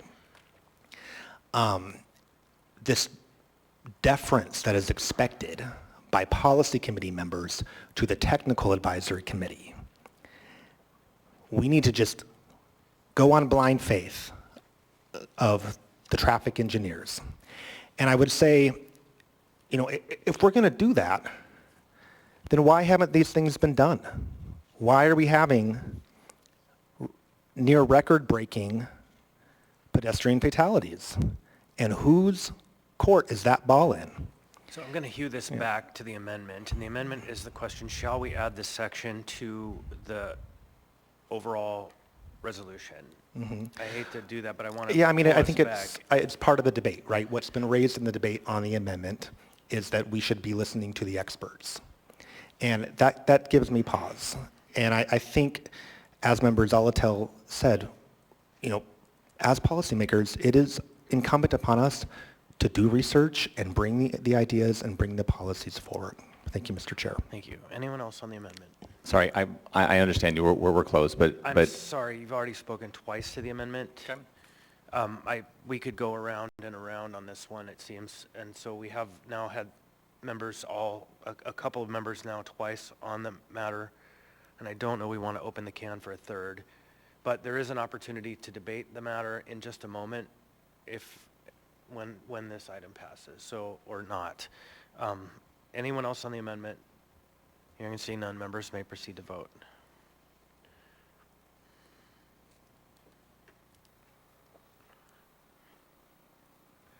On a vote of 10-0 and the youth member votes yes, the amendment has passed. Now we are back on the main motion. Lots of folks in the queue.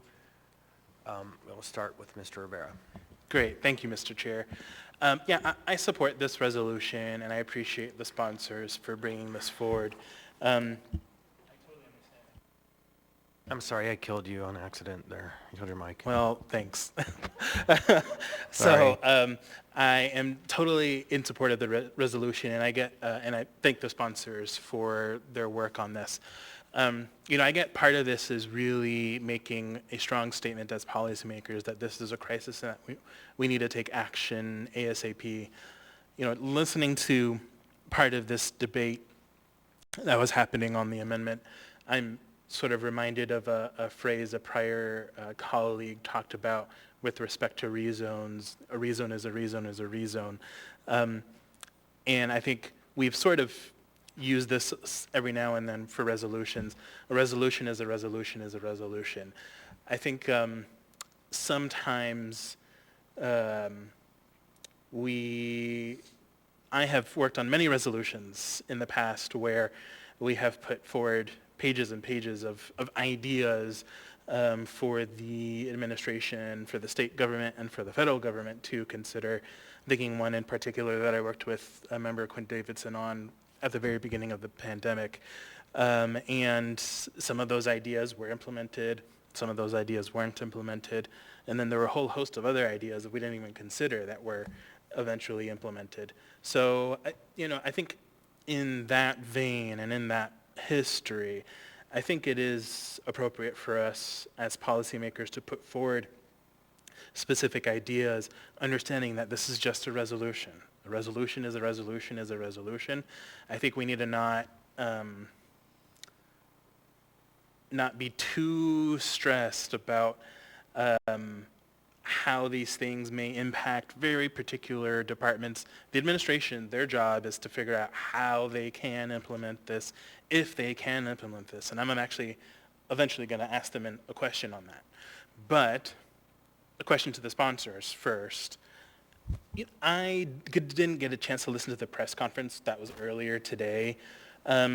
So I just want to get a better sense of where, not the amended ideas, but the original ideas, so ABC, where these ideas come from in particular. Do these ideas come from Vision Zero, from Complete Streets? I imagine that best practices exist out there, and that in your roles in AMATS, you're probably very aware of a variety of different best practices. Maybe we've adopted some of those already. So can you just give me a sense of, are these already adopted ideas that we're just sort of putting into a resolution and saying, administration, please move on these ideas, or are these something different?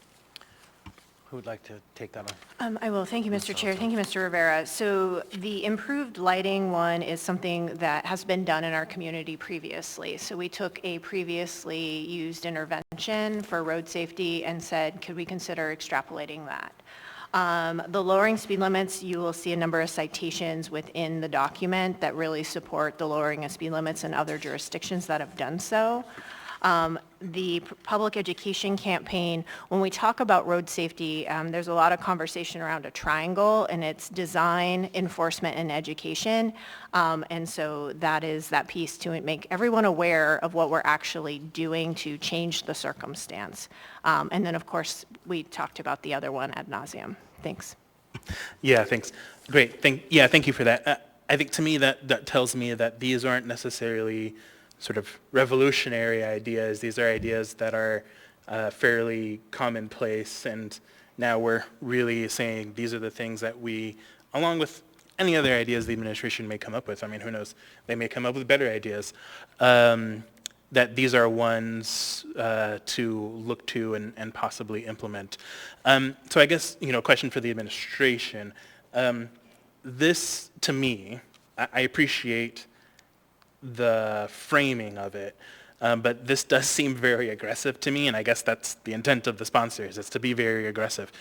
So is this something that the administration has been considering? Are these ideas that the administration can digest and look at possibly implementing, or at least reporting back specific actions by October 8th? If I might, through the chair to Member Rivera, I would say big picture, as I've said before from the dais, I think the resolution is a good tool for the policymakers, the Assembly, to convey preferences and asks of staff within the administration, within the executive branch. And so certainly our staff within the executive branch can consider what we can do, can come back, can brainstorm, can report back on what's possible. I would say substantively, I would defer to the municipal traffic engineer if you'd like to hear from Brad Coy to hear his thoughts on ideas that are in the works, things that we've considered so far, and thoughts from the real subject matter expert here in the room. Yeah, I'd love to hear briefly from you, Mr. Coy.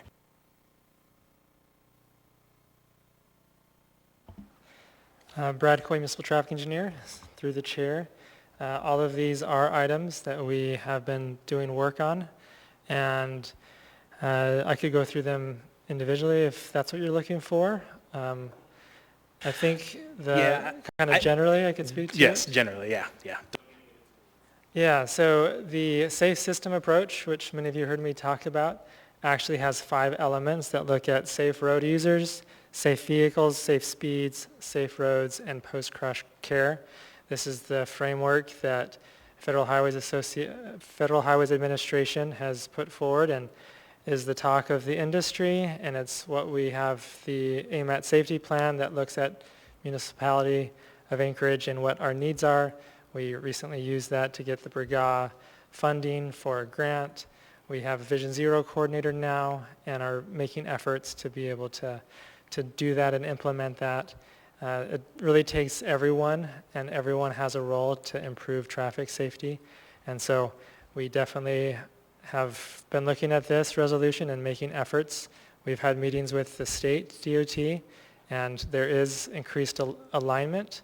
The protected bike lane downtown has been an example of some of the things that we've been doing innovatively and developing relationships and coordinating closely. And so this is in alignment with things that we're doing, and we'll be happy to put together a list of specific actions we're making and involving the different partners to be able to make progress within the capacity that we have, because there are things that we know from our staff capacity that this is an opportunity to be able to tell you as we come back with our report that we see being asked in this resolution.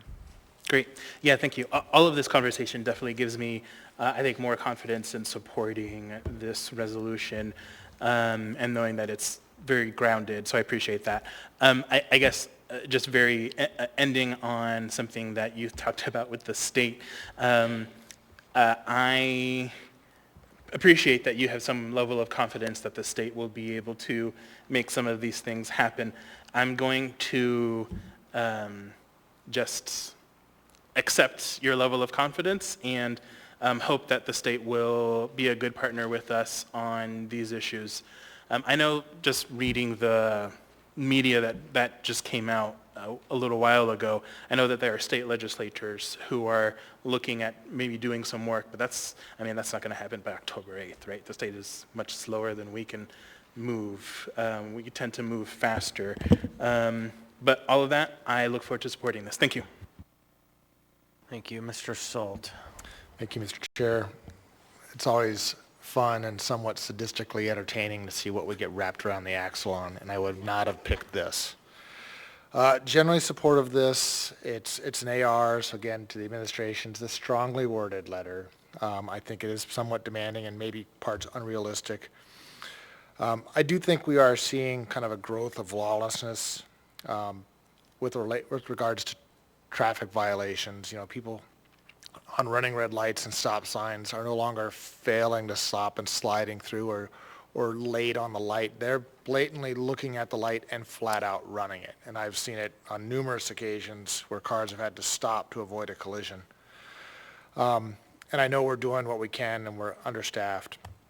I do think, kind of in the broken windows concept, that enforcing the little things matters. The saying, the minimum you expect is the maximum you get.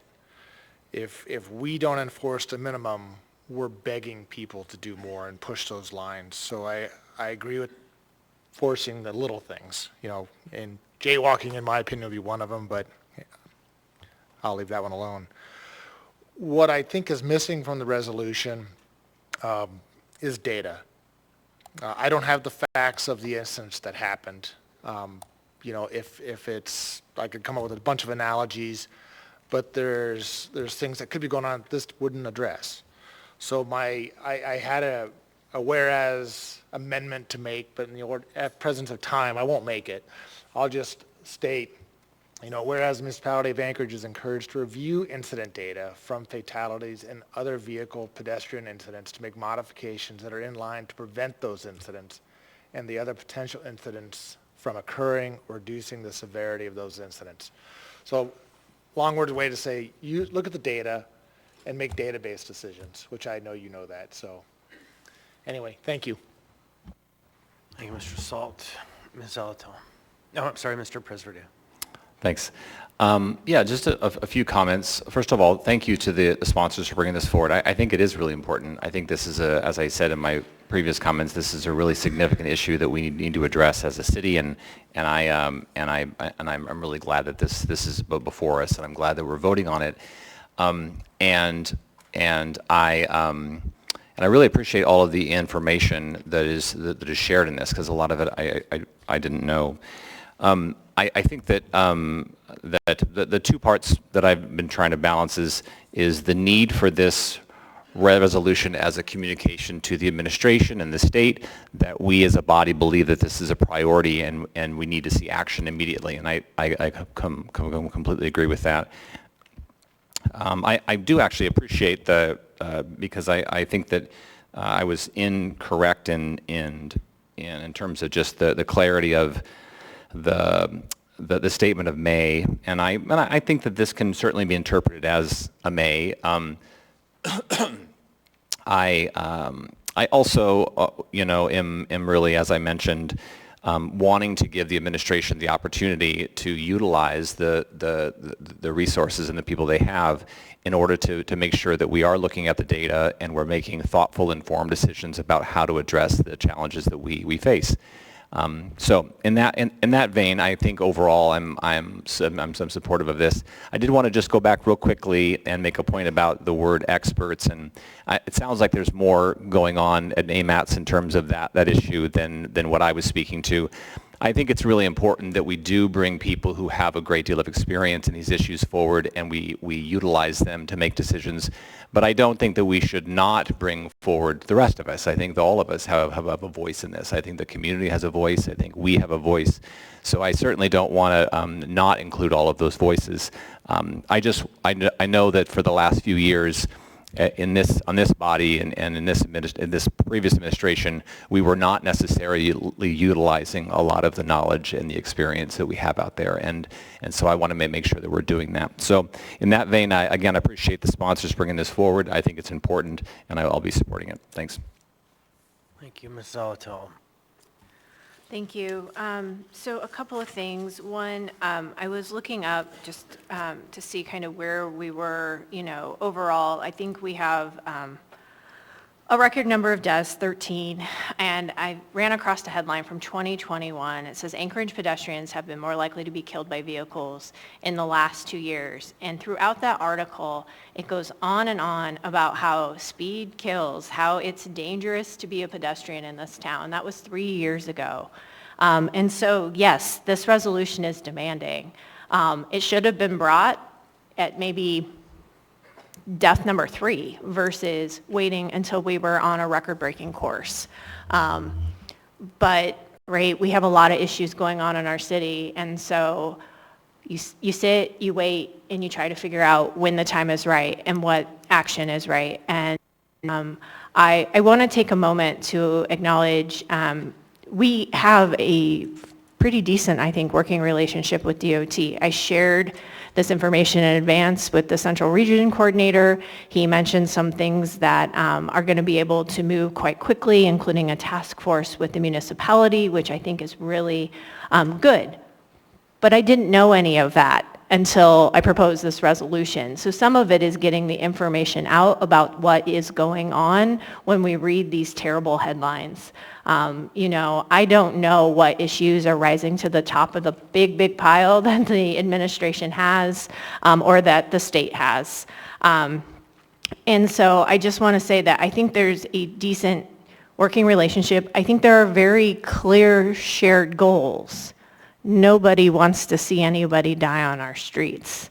And it's from that position that I think it's really important that we proceed with this work and that we make sure we're communicating with one another, because that's the complex thing about road safety in Anchorage is it's a municipal and state responsibility. It's a shared responsibility. There are different processes. There are different runways, there are different players, there's everything from traffic engineers to police officers to policymakers who allocate funds.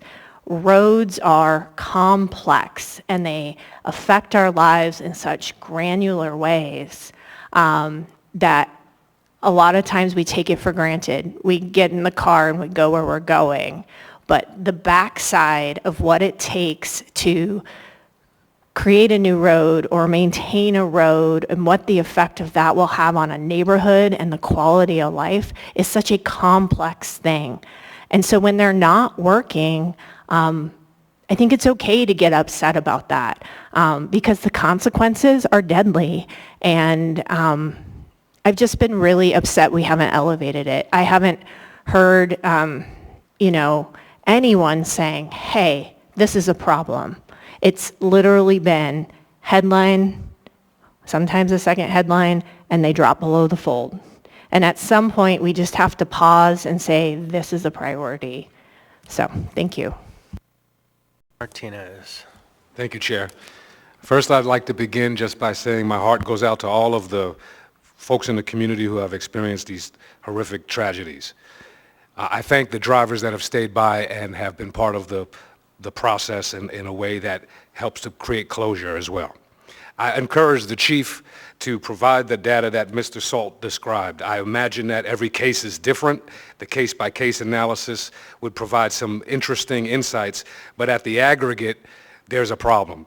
And I don't think there's any wrong way to raise more awareness of these types of problems. And so let's raise awareness. This is a resolution that does that, and it is timely. I also want to acknowledge that I was part of the administration when Vision Zero was started. And so it's good to see an administration focusing back on a priority work that we already knew was a priority area, fundamentally. And with respect to the individual corridors and spaces, let me invite folks for a moment to Muldoon with me. On Muldoon Avenue, where there had been a recent pedestrian fatality, There is a corridor between 6th Avenue and 11th Court. It's approximately a half a mile long. Member Bronca mentioned this. Direct on the east side of the corridor is Rangeview Mobile Home Park. They're one of the most densely populated areas on Muldoon. For the entire half a mile in front of that property between Creekside, which is essentially 11th Court, to 6th Avenue, there is a sign. It's a state road. There's a sign on that state road. The sign was installed by the state as a result of a prior fatality on the road. The sign says pedestrian crossing the next half a mile. The intentionality is to define that there is no pedestrian crossing except you will cross the streets for the next half a mile in between that. So the sign is identifying that this crossway is essentially a slow down, don't hit the people crossing area. And when I saw that sign, I thought of the moose crossings and the way people will see a moose sign and say, let me slow down on this particular corridor. From here to a mile, it says, moose may be crossing, slow down. But this sign on Muldoon, folks, is about pedestrians crossing. And when I saw that sign, I felt a numbness in my stomach because I thought people are not animals, and we don't have the infrastructure for them. And so I will gladly raise my voice on this issue because it's plagued our community for a long time. And let me put a finer point on this to another area. The high speeds on areas like Muldoon have an economic impact to the community because we can't grow the community with these dangerous speeds. We can't have the pedestrian quality of life with these dangerous speeds. And when students from our local schools have to go down those corridors, in the summertime they have a little more wiggle room because the sidewalk is not frozen over. But once we get to the sidewalk, folks are in the streets. So I just wanted to make sure people have a little snapshot of one area of town. I encourage you to think about these crossings. I encourage us to all think about how we can align better to make our community safe, connected, and thriving. Thank you, Chair. All right, we are out of time for this debate. Just a couple thoughts from me very briefly. One, we can't control the states, so it's good to be working to bring them to the table.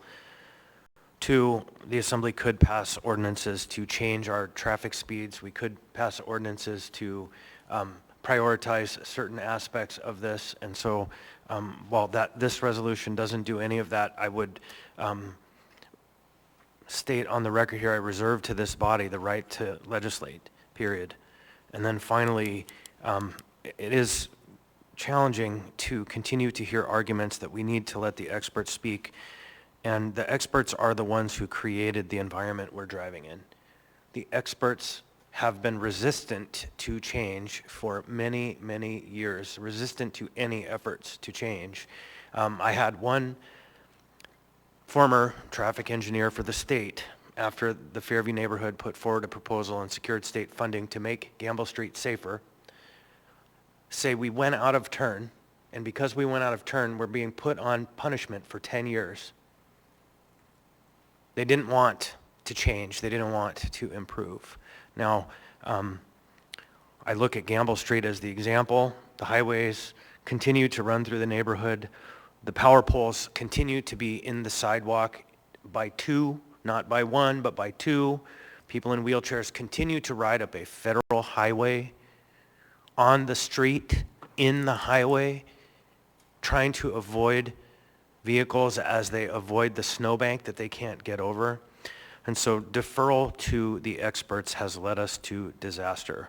And so in the gap, it is the policymakers who must step in and say, do something. And if not, then we will. And so all deference aside, I do want the administration, I do want the police department, I do want the traffic department, I do want the state to come forward with a proposal.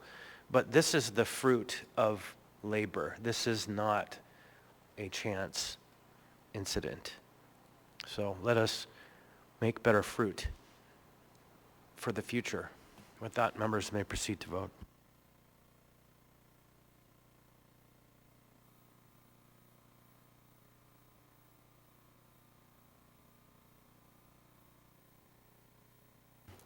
On a vote of 10-0 and the youth member votes yes, a numbered AR resolution of the Anchorage Assembly calling the municipality of Anchorage and the state to take action has passed the body. Now we will proceed on to item 10D2, I believe. 10D2 is AM 720-2024, recommendation of award non-encumbering contracts to multiple contractors to provide various professional services on an as-required basis. Ms. Zalatil, you pulled this item. Thank you, Mr. Chair. Move the A. Move to approve the A. Second. Ms. Zalatil has moved the A version, seconded by Ms. Brawley, I believe. Any discussion on this? Just very briefly, Ms. Mr. Chair. Zalatil. Just want to thank AWU for preparing the A version of this. It makes it a lot more clear what the number of term contracts are, and explains where a majority of the funding for them will come in the future. Just clarifies for the public record. Thank you. All right, thank you. Anyone else? Seeing and hearing none, members may proceed to vote.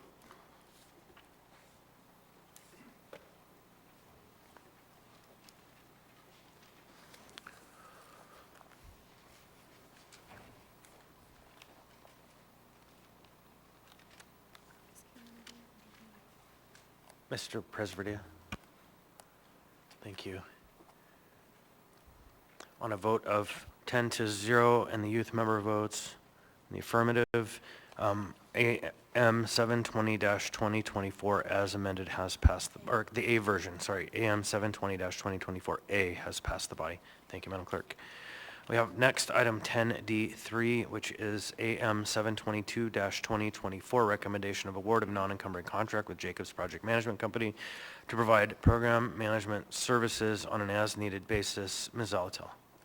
Thank you, Mr. Chair. I move to postpone indefinitely. Motion to postpone indefinitely by Ms. Zalatil. Is there a second? Second for the discussion. Thank you. Seconded by Mr. Martinez. Ms. Zalatil.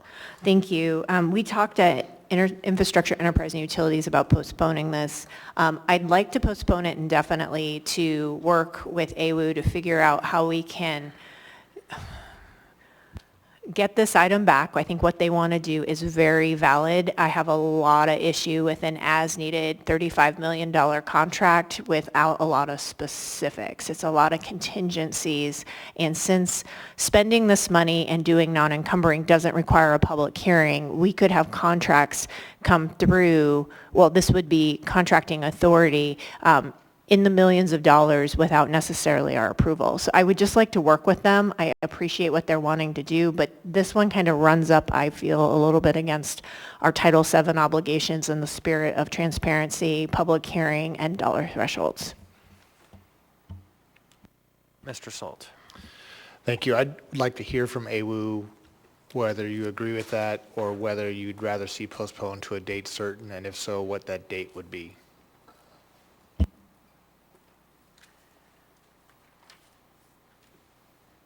Essentially, it's just going to cause you problems.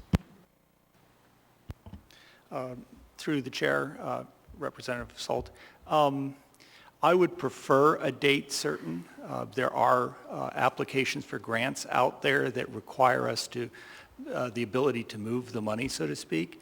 And so whether it be 2 weeks or 4 weeks, indefinite is just a little bit uncomfortable. Do you have a date in mind? You said 4 weeks or? If you could do 4 weeks, you could reintroduce the item in 2 weeks, done properly. That works. Okay, so I would move to postpone to the meeting of October 22nd.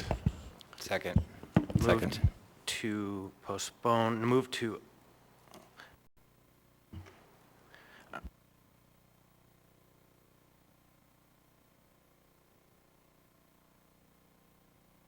so it's a motion to amend to a motion to postpone to a time certain. Moved by Mr. Salt and seconded by who? Mr. Perez-Verdia. All right, thank you. Do you want to speak more to that? No, I think it's self-explanatory. Thank you. So I have myself in the queue. Mr. Constant? Thanks. It's really outrageous that an item would come forward that you would be asked to effectively appropriate $35 million for the next many years on projects that may or may not come. It's actually really outrageous. And we just passed an item before $10 million to AWU, which comes pretty close to pretty outrageous when they didn't have any specificity or any clarity on how they intended to move forward. It was just an ask for effectively a blank check. And here we are with a massive blank check being asked for that may in fact create a whole new engineering department by contract for the municipality, and do so without allowing us the opportunity to have any insight into how this works. And so I don't believe the motion to postpone is the motion to a time certain is the motion that's proper. I think that the utility should come back with a clean item that checks all the boxes instead of massages the boxes to say something different, and then brings it forward to the proper committee again for a second tour and takes the time to really thoughtfully address the concerns. The previous item, I'll speak to it once just to make a point. I've said this to everybody involved. If you read the title of 10D2, before the A version came in, it reads, recommendation of award of non-encumbering contracts to multiple contractors to provide various professional services on an as-required basis. That is the most beautiful example of saying nothing that ever has been in my service on this body. It says nothing to the public. Now, they heard that from us before and came forward with a proposal to amend it to an A version to fix it, at least to the point where within the document it stated who was getting what money, how. But in this case, $35 million to Jacobs for God knows what, God knows when, to me argues that we just send this back, reboot the conversation. They can bring it to us for the meeting of October 8th if they want and can do the work. That would be my preference, is postpone this item indefinitely. So I would ask members to vote no on the amended motion. Ms. Zolotel. Thank you. I'm in the same position as Mr. Constant. What really concerns me out of this item is it says the scope of work includes initiation, staffing, and maintenance of a program management office within the municipality of Anchorage's geographical area with the specific intent of delivering the special projects within the PMO program. So this item creates a program with non-encumbering funds, not real money yet, that is unidentified, up to $35 million. I think it creates a set of expectations that need to be interrogated a bit more. I don't know that a non-encumbering contract AM is the right vehicle for this, and that's why I wanted to postpone indefinitely so we could go back, have the conversation, and find the right vehicle for it versus trying to amend this as not being the right vehicle. Any further discussion on the motion to amend to a motion to postpone to a time certain? Hearing seeing none, members may proceed to vote.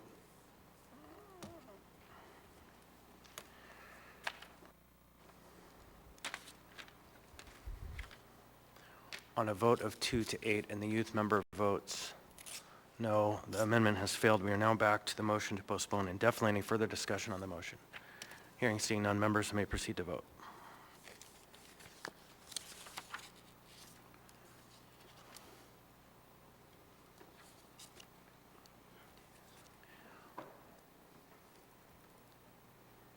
On a vote of 10 to 0 and the youth member votes yes, AM 722-2024 has been postponed indefinitely. We fully anticipate this item coming back before us. With that, we will take our regularly scheduled dinner break and convene back in about 20 to 25 minutes.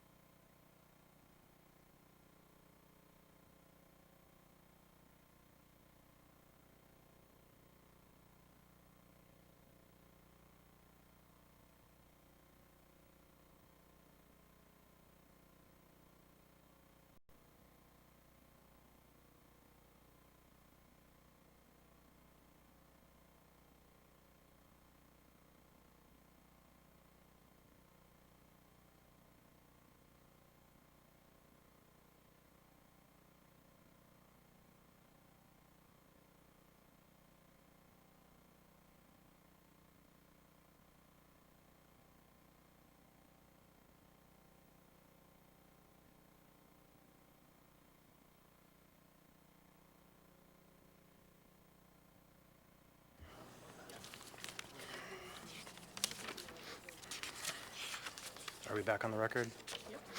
Thank you. All right, next up on the agenda, we have item 11A. 11A is AO 2024-46, an ordinance of the Anchorage Municipal Assembly directing the Anchorage Water and Wastewater Utility to decouple the municipality's access to drinking water from the 1991 Include Fish and Wildlife Agreement. Ms. Salato. Thank you. Move to postpone to the meeting of October 8th. Second. Motion to postpone by Ms. Salato, seconded by, who was that, Mr. Preserdia? Oh, Mr. Voland. All right, so Ms. Salato. Thank you. Just briefly, we want to keep this here. We kind of are waiting the governor's decision on October 2nd. We'll be more informed moving forward from there. Any further discussion? Hearing and seeing none, members may proceed to vote. The motion is postponed to the meeting of October 8th. On a vote of 10-0 and the youth member votes affirmatively, this item will be back before us on October the 8th.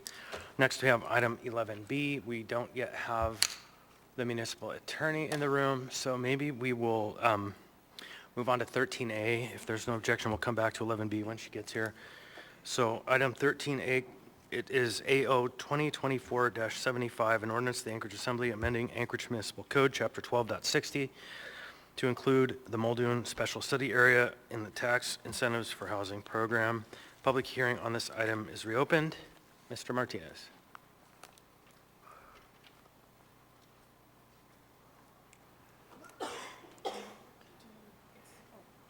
There may have been someone in the audience who wanted to testify at this time. On the tax abatement? All right.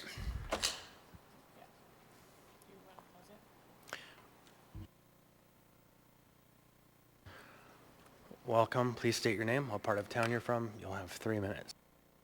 So hit the green button. Thanks. Thank you. Jason Norris, South Anchorage. Speak in favor of this AO. Feel like there's some opportunities to improve it. I feel like there could be things like density bonuses or even density requirements. Also the opportunity to expand this further into other parts of town that could use that reinvestment. Feel like it's incumbent upon the Assembly to find ways to make this work because it's been so little utilized. But it is an important tool in helping us solve the housing crisis. That's my remarks. Thank you. Thanks, sir. Mr. Martinez. Thank you, Chair. I'm going to move to postpone this item indefinitely. Second. There's a motion to postpone indefinitely by Mr. Martinez, seconded by Ms. Zalatel. Mr. Martinez. Thank you, Chair. I want to appreciate Mr. Norris, and I also want to extend appreciation to my colleagues and to members of the administration. We had this conversation for a little while discussing ways to extend the tax credits from downtown and other areas across city, and recent meetings with the administration, particularly with Nolan Clowder, Policy Director. I am optimistic that we'll be able to do a little more to make this item even better and really be a part of more thoughtful conversations that people have been having on this, my colleagues have been having with respect to other tax incentives in our code and the ways we can move them forward. So, Chair, I'm requesting also that we have a work session on the continuation of looking at Title 12.6 and 12.7. So we'll follow up with the CEDC, but I encourage members to vote to postpone indefinitely, knowing that we'll do this work more thoroughly and together. Thank you. Thank you. Ms. Zalatel. Thank you. I just want to give a heads up that we have a opportunity in Midtown that may come ripe for this conversation, the archive site. We are talking with real estate and Mr. Wilbur over at Community Development. So if you see something come back while we're having the broader conversation, the idea is to ensure alignment and timing before the RFP for that property goes out. Thank you. And I would just offer, I'm not sure that we could do a work session before November, maybe mid-November. We have a bunch of work on the budget and a couple of items the administration has asked us to put on the work session agenda. But I think the committee work is a really important place to start, as well as a work session with Mr. Clowder, who had asked for kind of the opportunity to kind of talk about some of these strategies. So with that, if there's no one else, members may proceed to vote. The motion is to postpone indefinitely.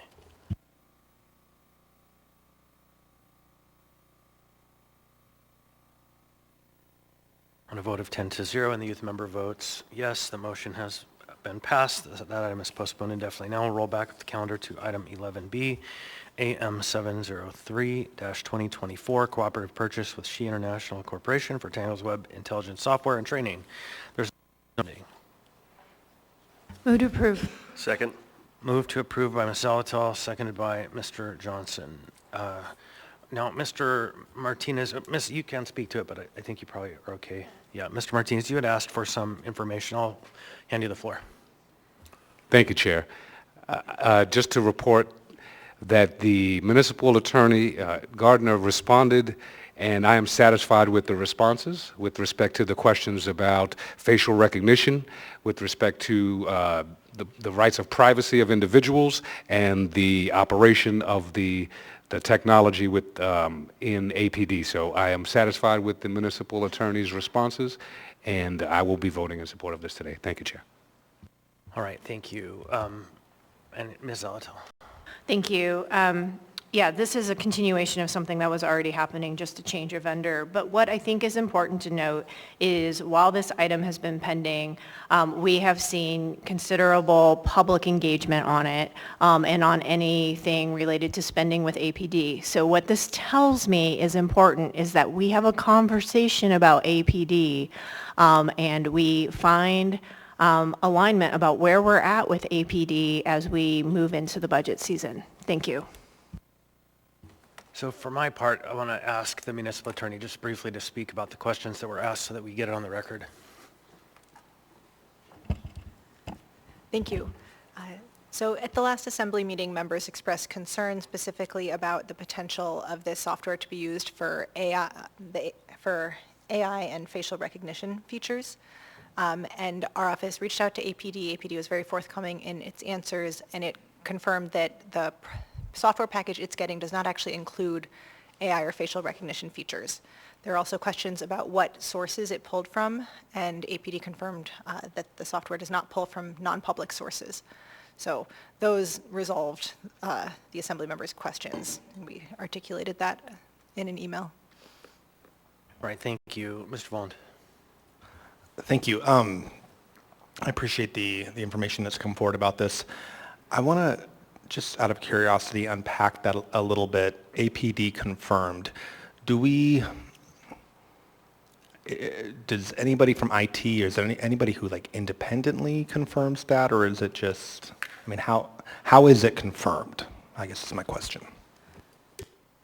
So in our office, if we get asked for legal advice, often it requires some degree of fact-finding, but we don't go out and independently investigate every question. And I think the functioning of our office and probably other parts of the government as well rely on accepting the representations of departments or officials in some contexts. And sometimes there may be reason to go and dig deeper to look to see, well, is that actually true? And the type of the information that we received from APD was very specific. For example, the facial recognition AI features, specifically they said that was a $15,000 add-on that we declined. And so the nature of the information that we got and the detail that we got satisfied my office and me that it was reliable. Okay, thank you. Thank you, Mr. Chair. Yeah, it's the purchasing process in the end. It's about the money. All right, anyone else on this item? Hearing and seeing none, members may proceed to vote.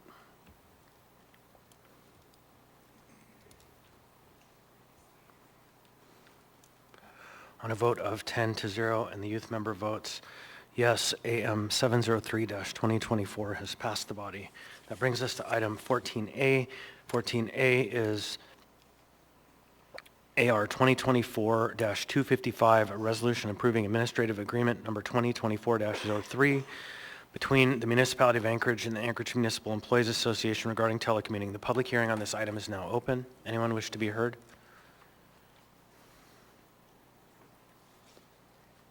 Welcome. Please state your name, where you're from. You'll have 3 minutes. Good evening. My name is Chelsea Wardwaller. I live in Airport Heights, and I'm on the board of the Anchorage Municipal Employee Association. I'm here to thank you for considering the administrative agreement regarding telecommuting and encourage you to support it. I want to reiterate the written testimony you should have received on behalf of AMEA.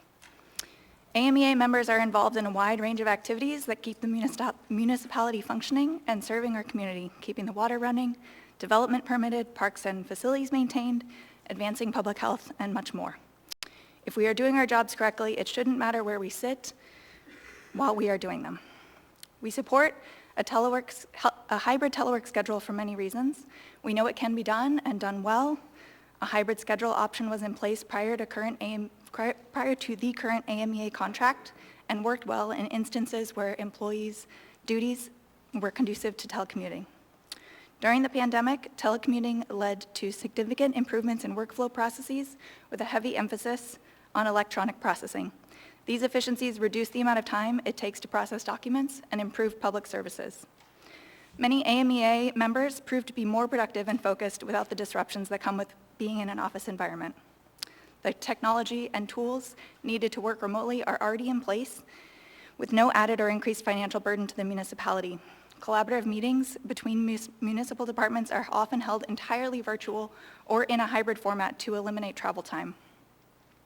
The state of Alaska and many local and national private sector employers are continuing to support teleworking and offer a hybrid schedule to their employees.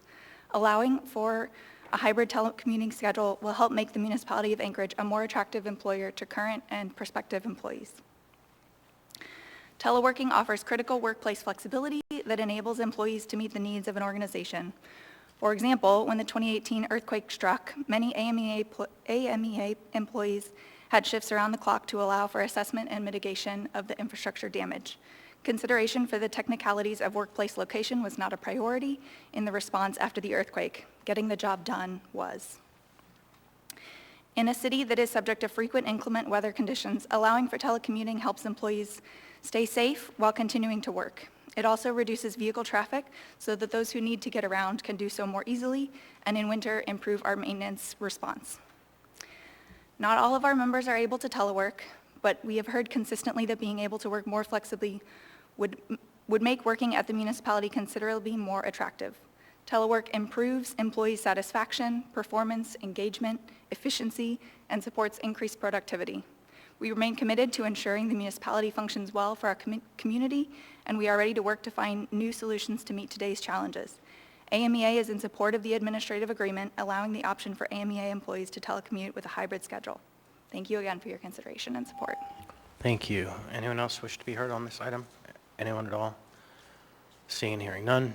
Public hearing is now closed. What's the will of the body? Move to approve. Second. Moved by Ms. Zalatal, seconded by Mr. Voland. Any discussion? Sure. Ms. Zalatal. Thank you.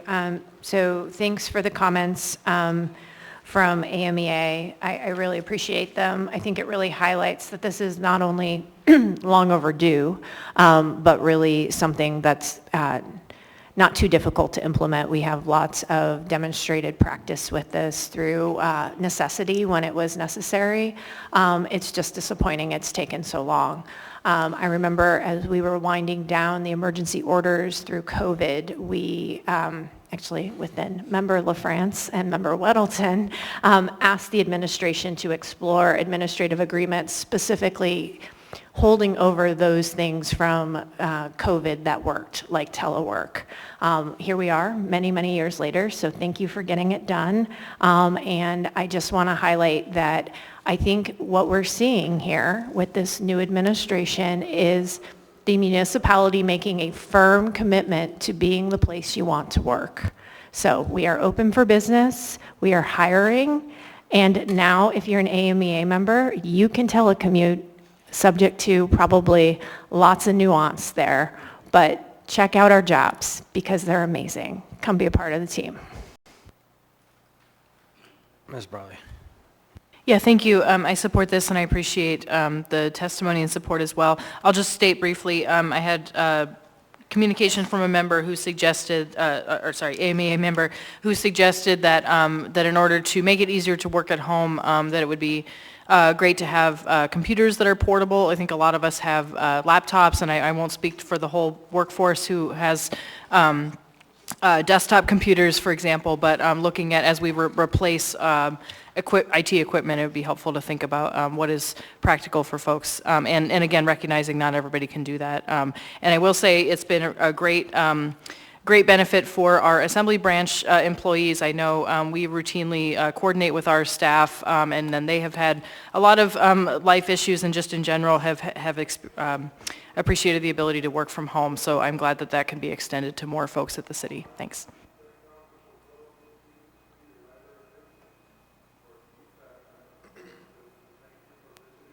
All right, so it feels like we have a little feedback and we're getting the report from the library. So, okay, anyone else on this item?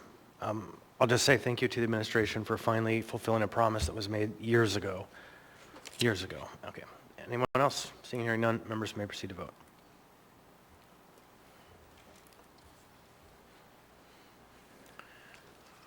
On a vote of 10-0 and the youth member votes affirmatively, AO 2024-255 has passed the body. Next, we have AO 2024-85, an ordinance of the Anchorage Municipal Assembly amending Anchorage Municipal Code Section 11.50.030 to update language regarding the port terminal tariff and provide the charges for purpose of financing capital improvements may be processed and approved by the Assembly without initial promulgation by the Port Commission. The public hearing on this item is now open. Welcome. Please state your name, what part of town you're from. You'll have 3 minutes. Yes, Chairman, I put an arrow to the press button. I'm into time and motion studies and a lot of wasted time pointing out that button, so I put a little arrow and I'll send you an invoice. Thank you. I had to look up the word. It was pretty interesting. The port and the most important transportation terminal in the state, but more importantly, the charges for financing and your announcements. Any cost to the port is reflected in tariffs, including selling off of assets of the port. And recently, the school district requires school board approval on any asset, capital asset, over $250. The port put out for sale $5.5 million worth of new piling and 1,750 tons of Z piling used, but some of it, the majority of it, salvageable. So that's about a $7.5 million asset that was given to an auctioneer under an RFP that had a cap on the commissions paid. And this auctioneer, contractor, was awarded a contract under protest. It wasn't reviewed, it wasn't acknowledged, but this assignment was not included in that RFP, which he was given a 20% commission, and at the time of the contract was allowed a 15% buyer's premium. Now you have to understand the buyer's premium. But after 30 days after award, raised the buyer's premium 5%, which changed his total take on the commission of this piling, which sold over a Labor Day weekend, which was inappropriate because there were no purchasing agents available to buy this, like Ketchikan, Juneau, Matsu, Nome, Whittier. And it should have brought bigger money, but he only brought $360,000 roughly, but got a 40% commission of nearly $170,000.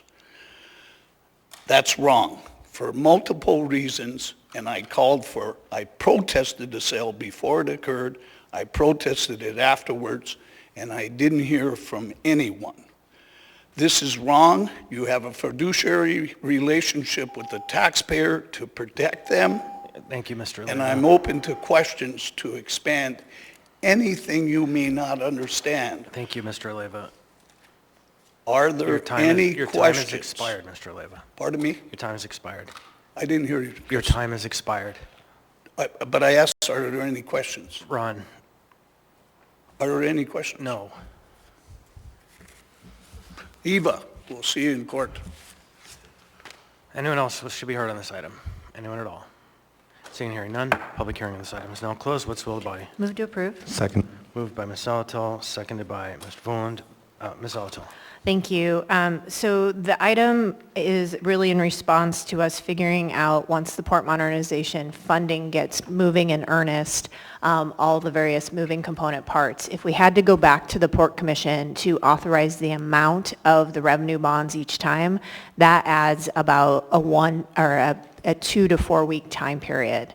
And we already know that we will, throughout this next year, have some very tight timelines. So working with Mr. Gates and the administration, it waives going back to set the particular amount of the port revenue bonds that might be issued and sold so that the surcharge can just be calculated. Notice that the language specifically ties it specific to the Port Modernization Program capital improvements, and it's really just to put us in the best position as we move forward through initiating the PAMP around Terminal 1. Thank you. All right. Thank you, Ms. Brawley. Thanks. So I'm just making clear that I understand. So we passed this tariff surcharge authorization last year. It's mentioned in this AO. And basically what that approved was the ceiling of what could be charged at that time. And so what you're saying is that, let's say we go for 30% of it or something below the total that was allowed to be charged. Is that essentially what it's doing? I'm seeing no. No, right now what we've done is we've approved the mechanism, the surcharge. We have not tied any specific revenue bonds to it other than the refinancing of the PCT debt. I think that's correct, and Mr. Falsey will chime in if I've gotten it wrong. So now, as we move towards T1, there's this idea that we will issue a number of revenue bonds, an amount of revenue bonds, and this says, okay, we can take action on the issuance of the revenue bonds without the Port Commission going in and taking a look at it, because we're basically saying the surcharge, while it's a part of the tariff, moves kind of outside of the main tariff structure. So just briefly, so essentially it's saying that because we've already approved the structure, as long as we're within that structure, that we don't have to go back and do a redundant approval, versus if we're changing the underlying tariff itself, that would still go to the Port Commission. Okay, now I'm tracking. Thank you. All right. Mr. Salt. Thank you. I was curious for the sponsors. Has the Port Commission or Mr. Rabufo weighed in on this and what they think of it?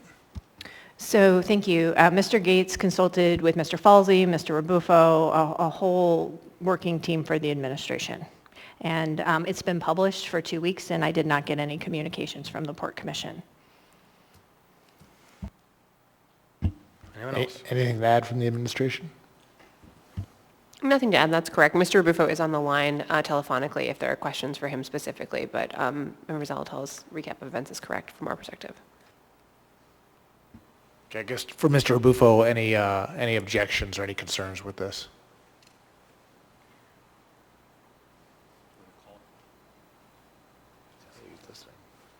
Maybe. If you're talking, Steve, we can't hear you.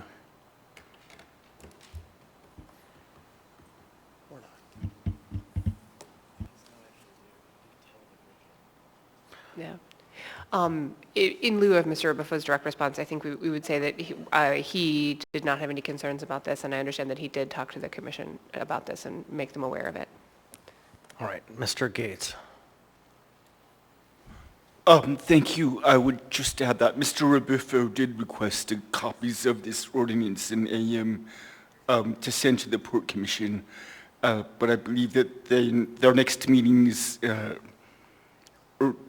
first or second week of October, so they haven't met to discuss it yet, but he forwarded it to them. But as far as any concerns, I have no idea. All right, well, we've heard from the manager. So, anyone else? Hearing and seeing none, members may proceed to vote.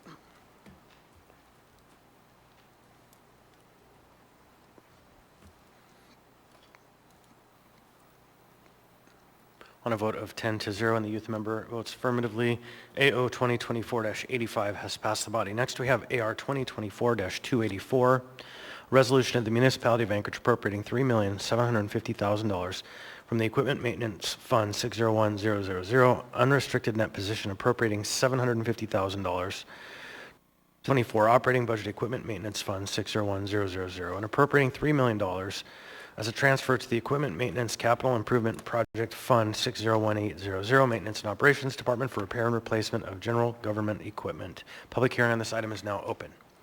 Anyone wish to be heard? Anyone at all? Seeing hearing none, public hearing on this item is now closed. What's the will of the body? Move to approve. Moved by Ms. Second. Zalatel, seconded by Ms. Brawley. Any discussion? Is this snow equipment to the administration? So it might be worth telegraphing to the community we are purchasing more snow equipment. Certainly, we're happy to do that, Mr. Chair. I'll actually, Mr. Falsey, because I think this is a good news story about finishing the audit and the visibility it gave into our resources, which are enabling us to be able to invest to an unexpected degree in additional snow removal equipment. So I'll turn it to Mr. Falsey.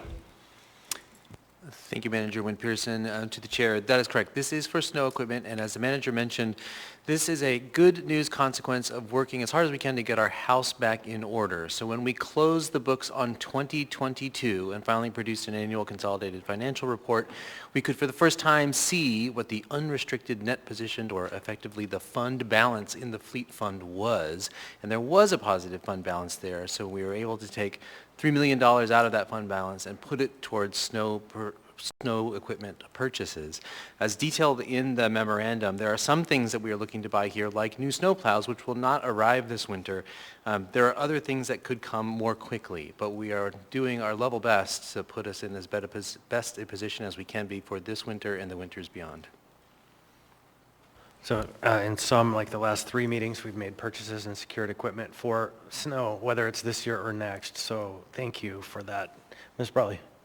Yeah, thank you, and thanks for providing that explanation. Just to be clear, can you clarify, this is not new money that we have received or that we are moving from another purpose, as I understand it? It's really money that we were not sure exactly what we had. Is that right? Maybe just clarify that one more time, because this is a large amount of money, so this is great news, but also want to be clear about where it's coming from.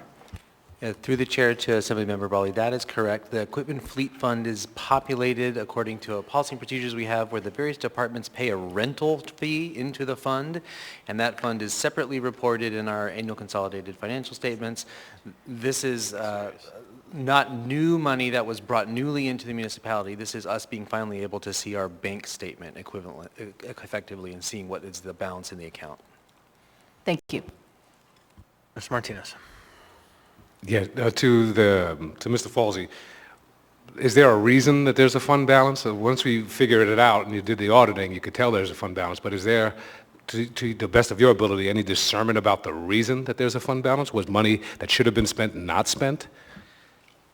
Through the chair to Assemblymember Martinez, that is a great question, and the only way that the fund balance could have been populated is that the credits to the account exceeded the withdrawals from the account. Exactly why that happened, we are still getting to the balance, to the end of that story. We think, although we are still running this all the way to ground, that there were some purchases that got fouled up in the COVID era because, as you may recall, there was a shortage in silicon chips, and so some car manufacturing and whatnot couldn't actually supply vehicles at that time, and we think there may have been some purchases that got stalled there. Although I will say the lived experience of the departments is that they don't feel like they stopped spending or stopped buying equipment in the last few years, so we're still running that story all the way to ground, and we'll have more for the Assembly at some point in the future. Thank you. All right, and my ears perked up when I heard money, ACFR, balance, fund balance, and recognizing that it is funds from a specific fund for a specific purpose, so we're not really moving them in a way. I do appreciate that this pool of money is deeply and centered in shared priorities, because if there are kind of divergences, it would be wise to sort them out through the process. But this one is squarely within the Venn diagram of what everyone agrees. So to that end, thank you. Anyone else? Seeing, hearing none, members may proceed to vote.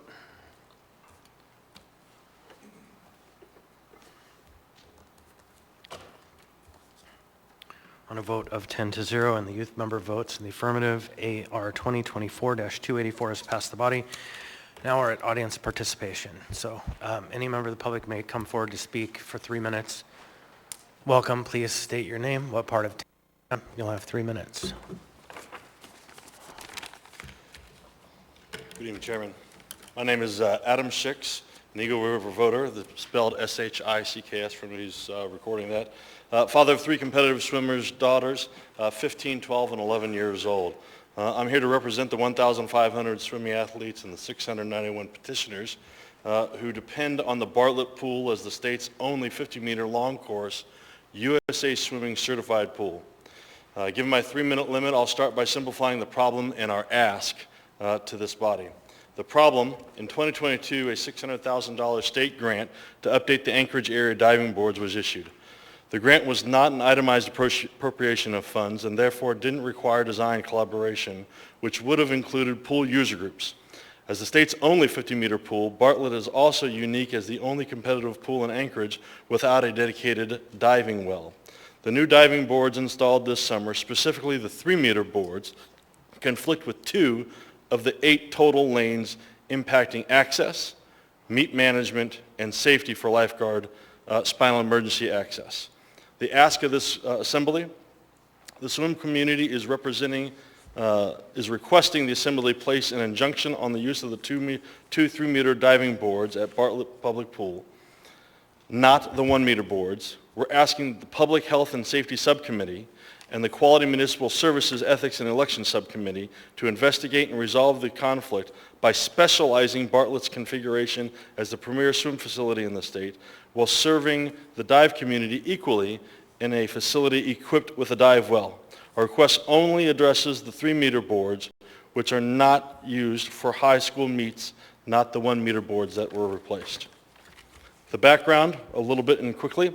In 2022, as we talked about, the $600,000 grant secured by State Senator Costello, revitalizing the diving boards in Anchorage pools for the roughly 60 competitive divers across the state. The new 3-meter boards design conflicts with 2 of the 8 swim lanes. Bartlett Pool is arguably the most important swim facility in the state, hosting a few of the 3, as few as 3 state championship meets and 19 total swimming events each year.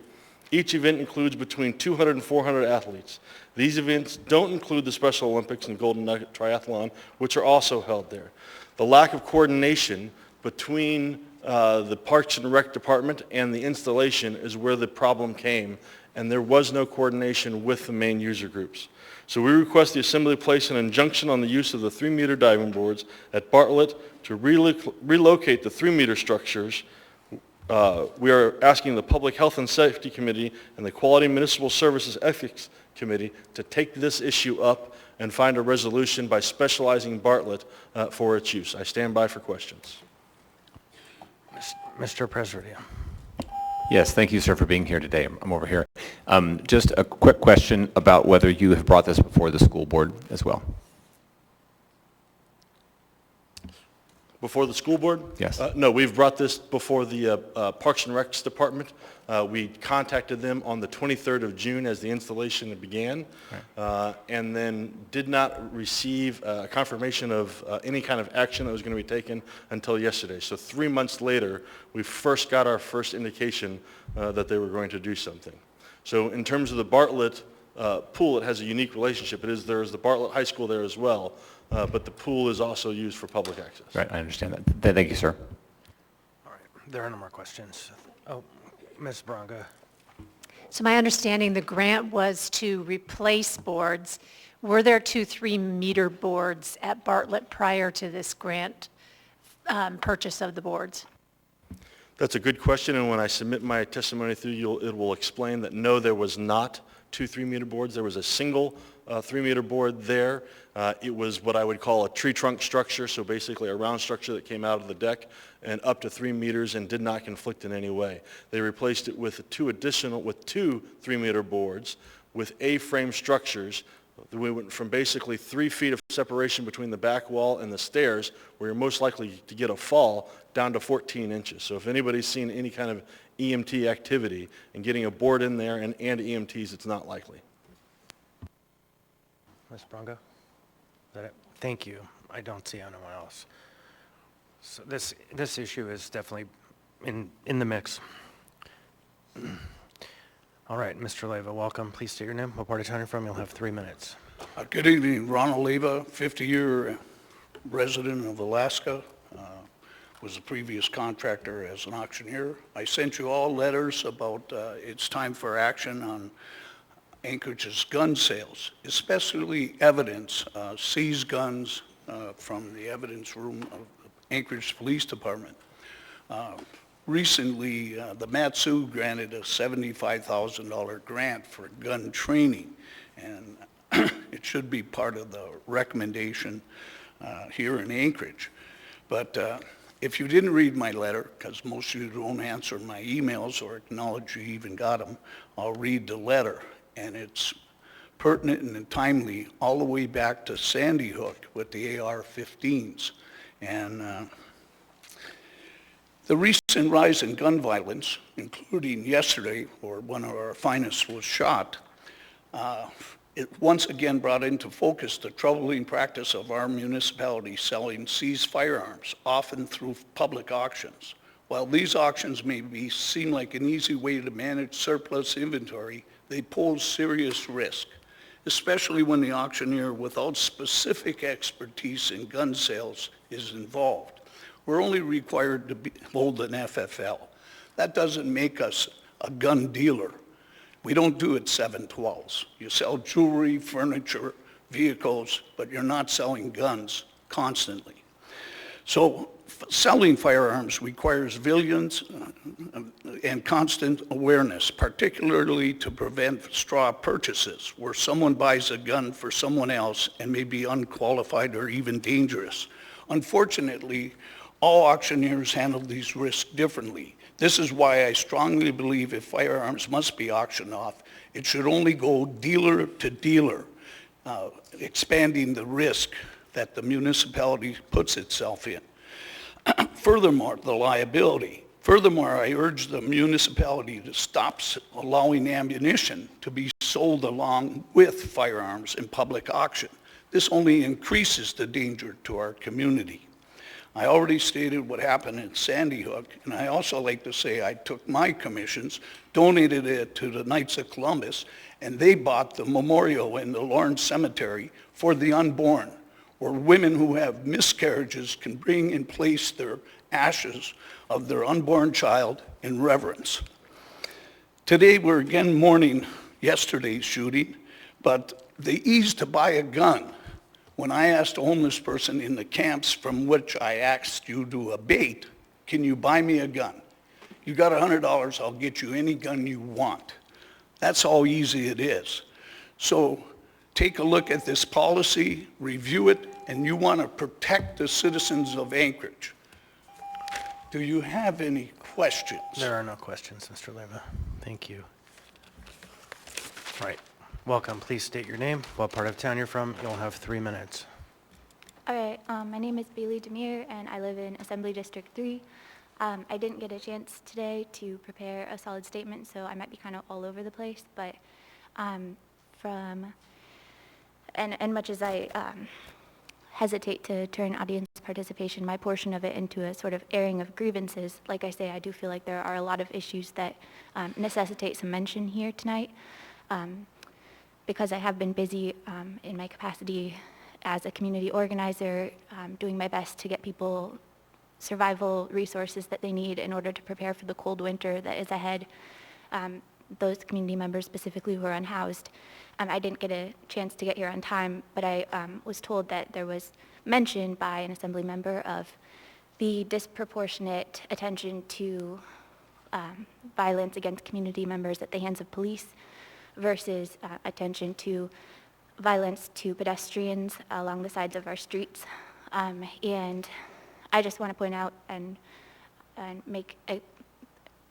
take a moment to say that I find the two issues are very much correlated, and as someone who spends a lot of time walking around the city, I agree we definitely need to attend to our very car-centric infrastructure.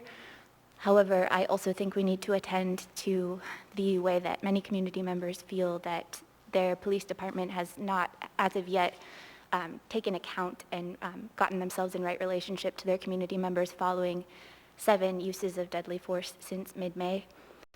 I'm here tonight, though, specifically with reference to Assembly Memorandum 703-2024, which was passed without any chance for audience participation. I'm not sure how that works, so maybe that's just part of how the system works here. But if I would have gotten a chance to say something about that, I would have just said that given the unaccountable nature of our police department right now, I really don't think that they should even be allowed to switch services, even if it is paid for by grant money, and especially not to a surveillance technology service that was developed by people in Israel, especially given the global conflict that and horrors that are taking place in Palestine right now. I think that about covers everything I needed to say. Thanks for bearing with my somewhat scattered, lots of subjects statement. Thank you.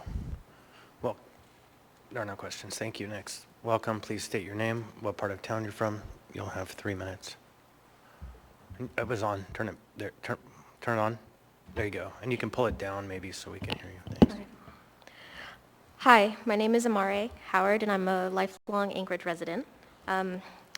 I came up to the stand today because I wanted to say that I want to see less militarization of APD and more accountability and more defunding. That looks like receiving actual feedback from the community. I want to see transparency and the release of body cam footage that isn't meticulously edited. And in reference to Memorandum 703-2024, I very much reject. I'm opposed to this as we do not need increased surveillance, as it will only create a deeper divide between Alaskans and APD. This is a technology developed by an Israeli company for military use by a genocidal regime that has been guilty of war crimes according to the International Court of Justice. We should not take inspiration from somewhere that encourages violence to meet their desires at any cost, even at the cost of their own people. We need less escalation and more de-escalation. And to add on, I wanted to touch on the past Memorandum 701-2024, which was more apparel, accessories, and protective gear for APD. I just wanted to reflect on the 7 fatal shootings this year by APD, including 16-year-old Easter Leifa. And I do not think we should provide any more funding for their use of fatal force. They're basically acting as judge, jury, and executioner. And they tend to opt for escalation and ending the threat rather than seeing these situations as an opportunity to reduce harm and actually protect the community. I'm demanding that the community be heard in the need for real civilian oversight instead of throwing more money towards APD, especially when the cap of that goes up to $500,000. We could allocate those funds to invest in community programs, alleviating homelessness, improving our transportation system, and much more with that amount. And as a person that rides the bus almost daily and has to take a little 30-minute walk to my bus stop and then take 2 more buses just to go to college, I really do believe that that funding could be used elsewhere. And that's really all I have to say. Thank you. Thank you. Welcome. Please state your name, what part of town you're from. You'll have 3 minutes. Hello, I'm Colby. I'm from Anchorage, and I'm here to speak because I am very frustrated with this assembly. I don't want to be speaking in front of you right now, but I'm here because of Memorandum number AM 703-2024. I'm a student and a community member here. I'm frustrated because I wasn't given the opportunity to speak on this memorandum, and it was pushed forward without public hearing, which I feel is extremely undemocratic. The reason I have a problem with that memorandum is because Tangle's web surveillance software is developed by Cobweb Technologies. It is a corporation founded by Israeli special unit military members. At a time now when many are divesting to oppose the ongoing genocide in Palestine, this city should not be handing over $72,000 towards surveilling the people of Anchorage when that money should be put towards serving them. That's all I had to say. Thank you for your time. Free Palestine. Anyone else wish to be heard? Come on down.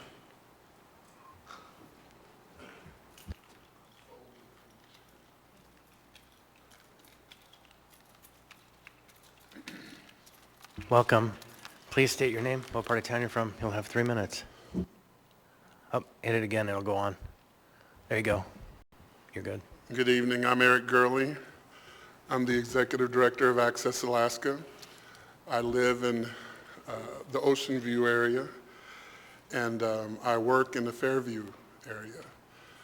One of the things I'm interested in that I'd like to hear more about is the use of the equipment that's going to be purchased, given the motion that was just made, in particular clearing the sidewalks and the streetways for persons that experience disabilities. Second, I'd like to know the performance and frequency of the ADA Advisory Commission. When you look it up right now, it reads 2016. I actually know 2 of the people that were on that committee. It got restarted. I actually had my board member become a chair of it, and it seems to have disbanded. This was all, it got really rolling again after the last Snowmageddon, as you all probably know. There was a picture in the paper of a young man with his dog getting off the bus, and it was very, very snowy. So as we're preparing and going into this winter, I'd just like to see there be more activity. If you take care of the infrastructure for people who experience disabilities, everybody benefits. Lastly, on a side note, there's been a presentation recently.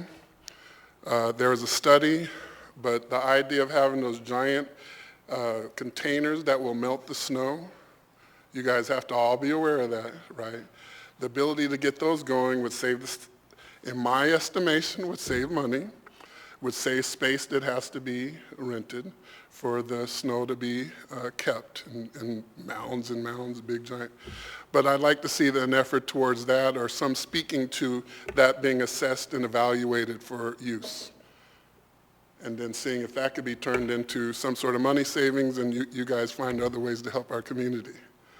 So thank you.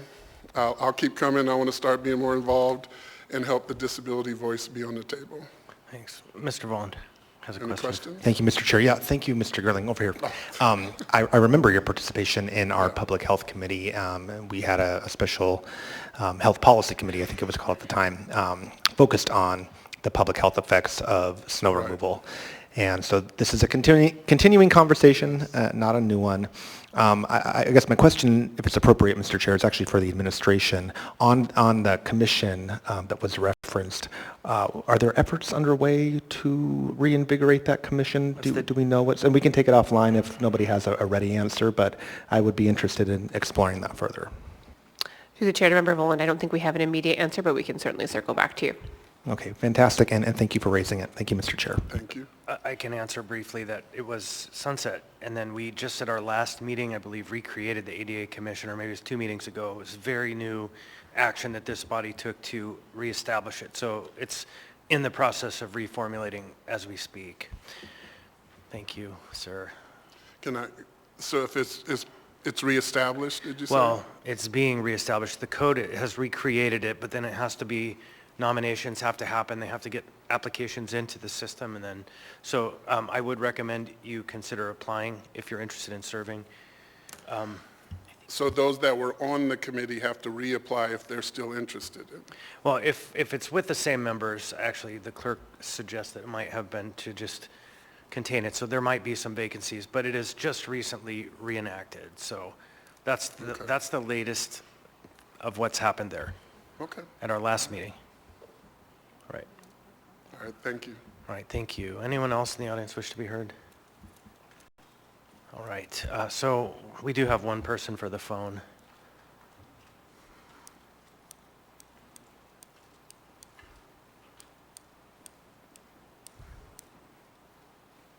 Your call cannot be completed as dialed.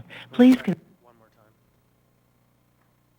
Your call cannot be completed as dialed. Thank you. That concludes.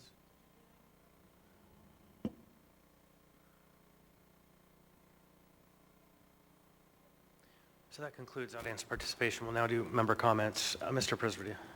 Thanks. No comments. Have a great night. Thanks, Mr. Salt. No comments. Thank you, Ms. Brawley. No comment.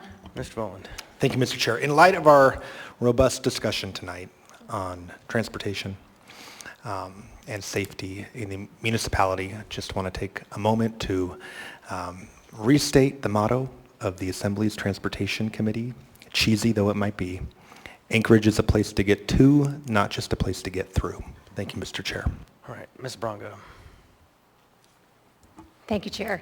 I wanted to reach out or share an email that I got from one of my constituents that he first emailed me on September 8th about difficulties around his home. There's a vacant lot, there's motorhomes, something that is an all too common sight.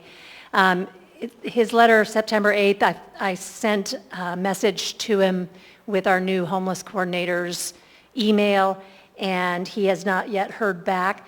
He says, I'm following up on the email in regards to the nefarious activity on the corner of 32nd and Lee Street and the trailer park in the area. I've literally called every day about abandoned cars or some type of nefarious activity, gunshots, a burning motorhome, the list is endless. A lot of this homeless activity and a lot of it is drug-related. Regardless, I'm expecting something to get done or someone to talk to somebody. Please keep me informed of my actions.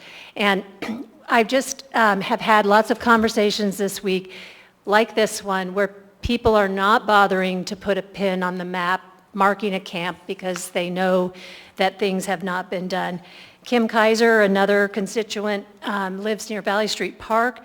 She called me 3 times in the last 2 weeks about how scared she is to go out of her home, and that's where the shooting occurred yesterday, right in that area. And so I know that we're in a hard place and we're trying to figure out our way to be humane with moving people from these camps, but I don't feel the answer that our homeless coordinator gave to what happens if someone is entrenched and won't leave. I still didn't hear an answer for what the plan is, and that plan needs to be public. Ms. Zalaton. No comment. Mr. Johnson. No comment. Thank you, Chair. Mr. Rivera. No comment. Mr. Martinez. No additional comments, Chair. The only comment I will have is one of our members just had his 40th birthday. Mr. Boland, happy birthday. And with that, we are adjourned. Thank you, everybody.